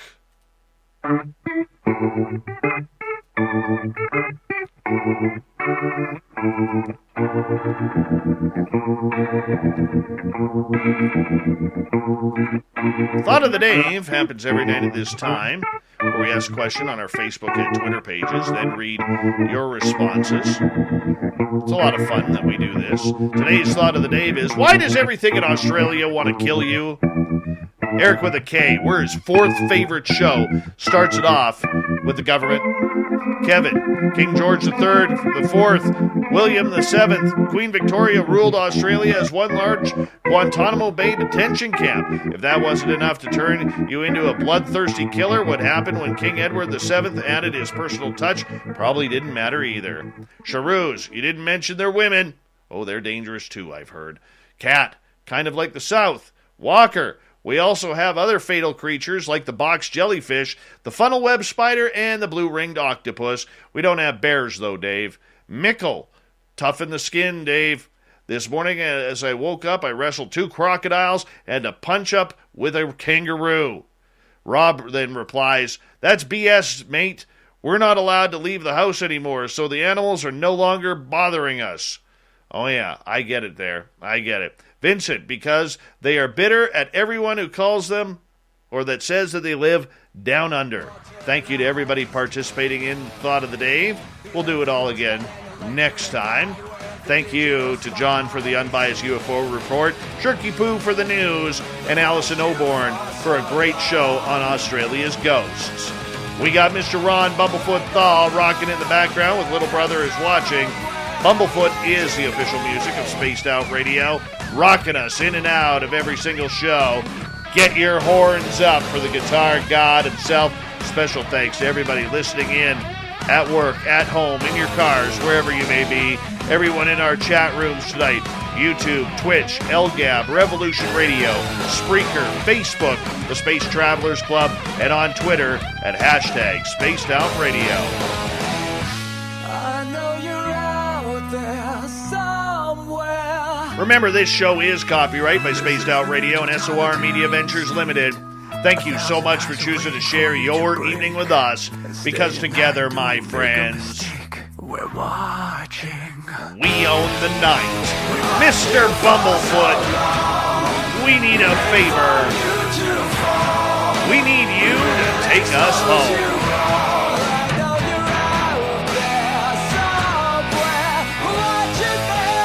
Yes, the Woo Train has docked for the night. But soon, my friends, we shall ride again. Your seats are always available. Your tickets never expire. And if you want to bring a friend, yep, we've got room for them too. Good night.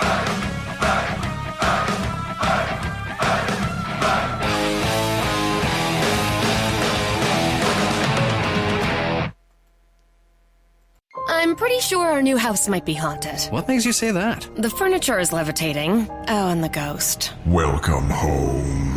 Yeah, that's spooky. You know what's really scary? Missing out on Geico for help with homeowners and renters insurance. Geico makes it easy to save a bunch. Great! You're not sticking around, right? The party's just getting started. Happy Geico-week. Call today and see how easy homeowners and renters insurance can be. Not to be dramatic, but I'm obsessed with how much I just saved at Kohl's. I got 25% off Nike clothes for the kids, the cutest $39.99 flex hoodie for me, and got great Columbia gear for all our outdoor adventures. Did I mention the extra 20% off and the Kohl's cash I got? So yeah, not sure what I love more, fall deals or fall weather. Select styles, 20% offer ends October 3rd. Some exclusions apply. See store or Kohl's.com for details.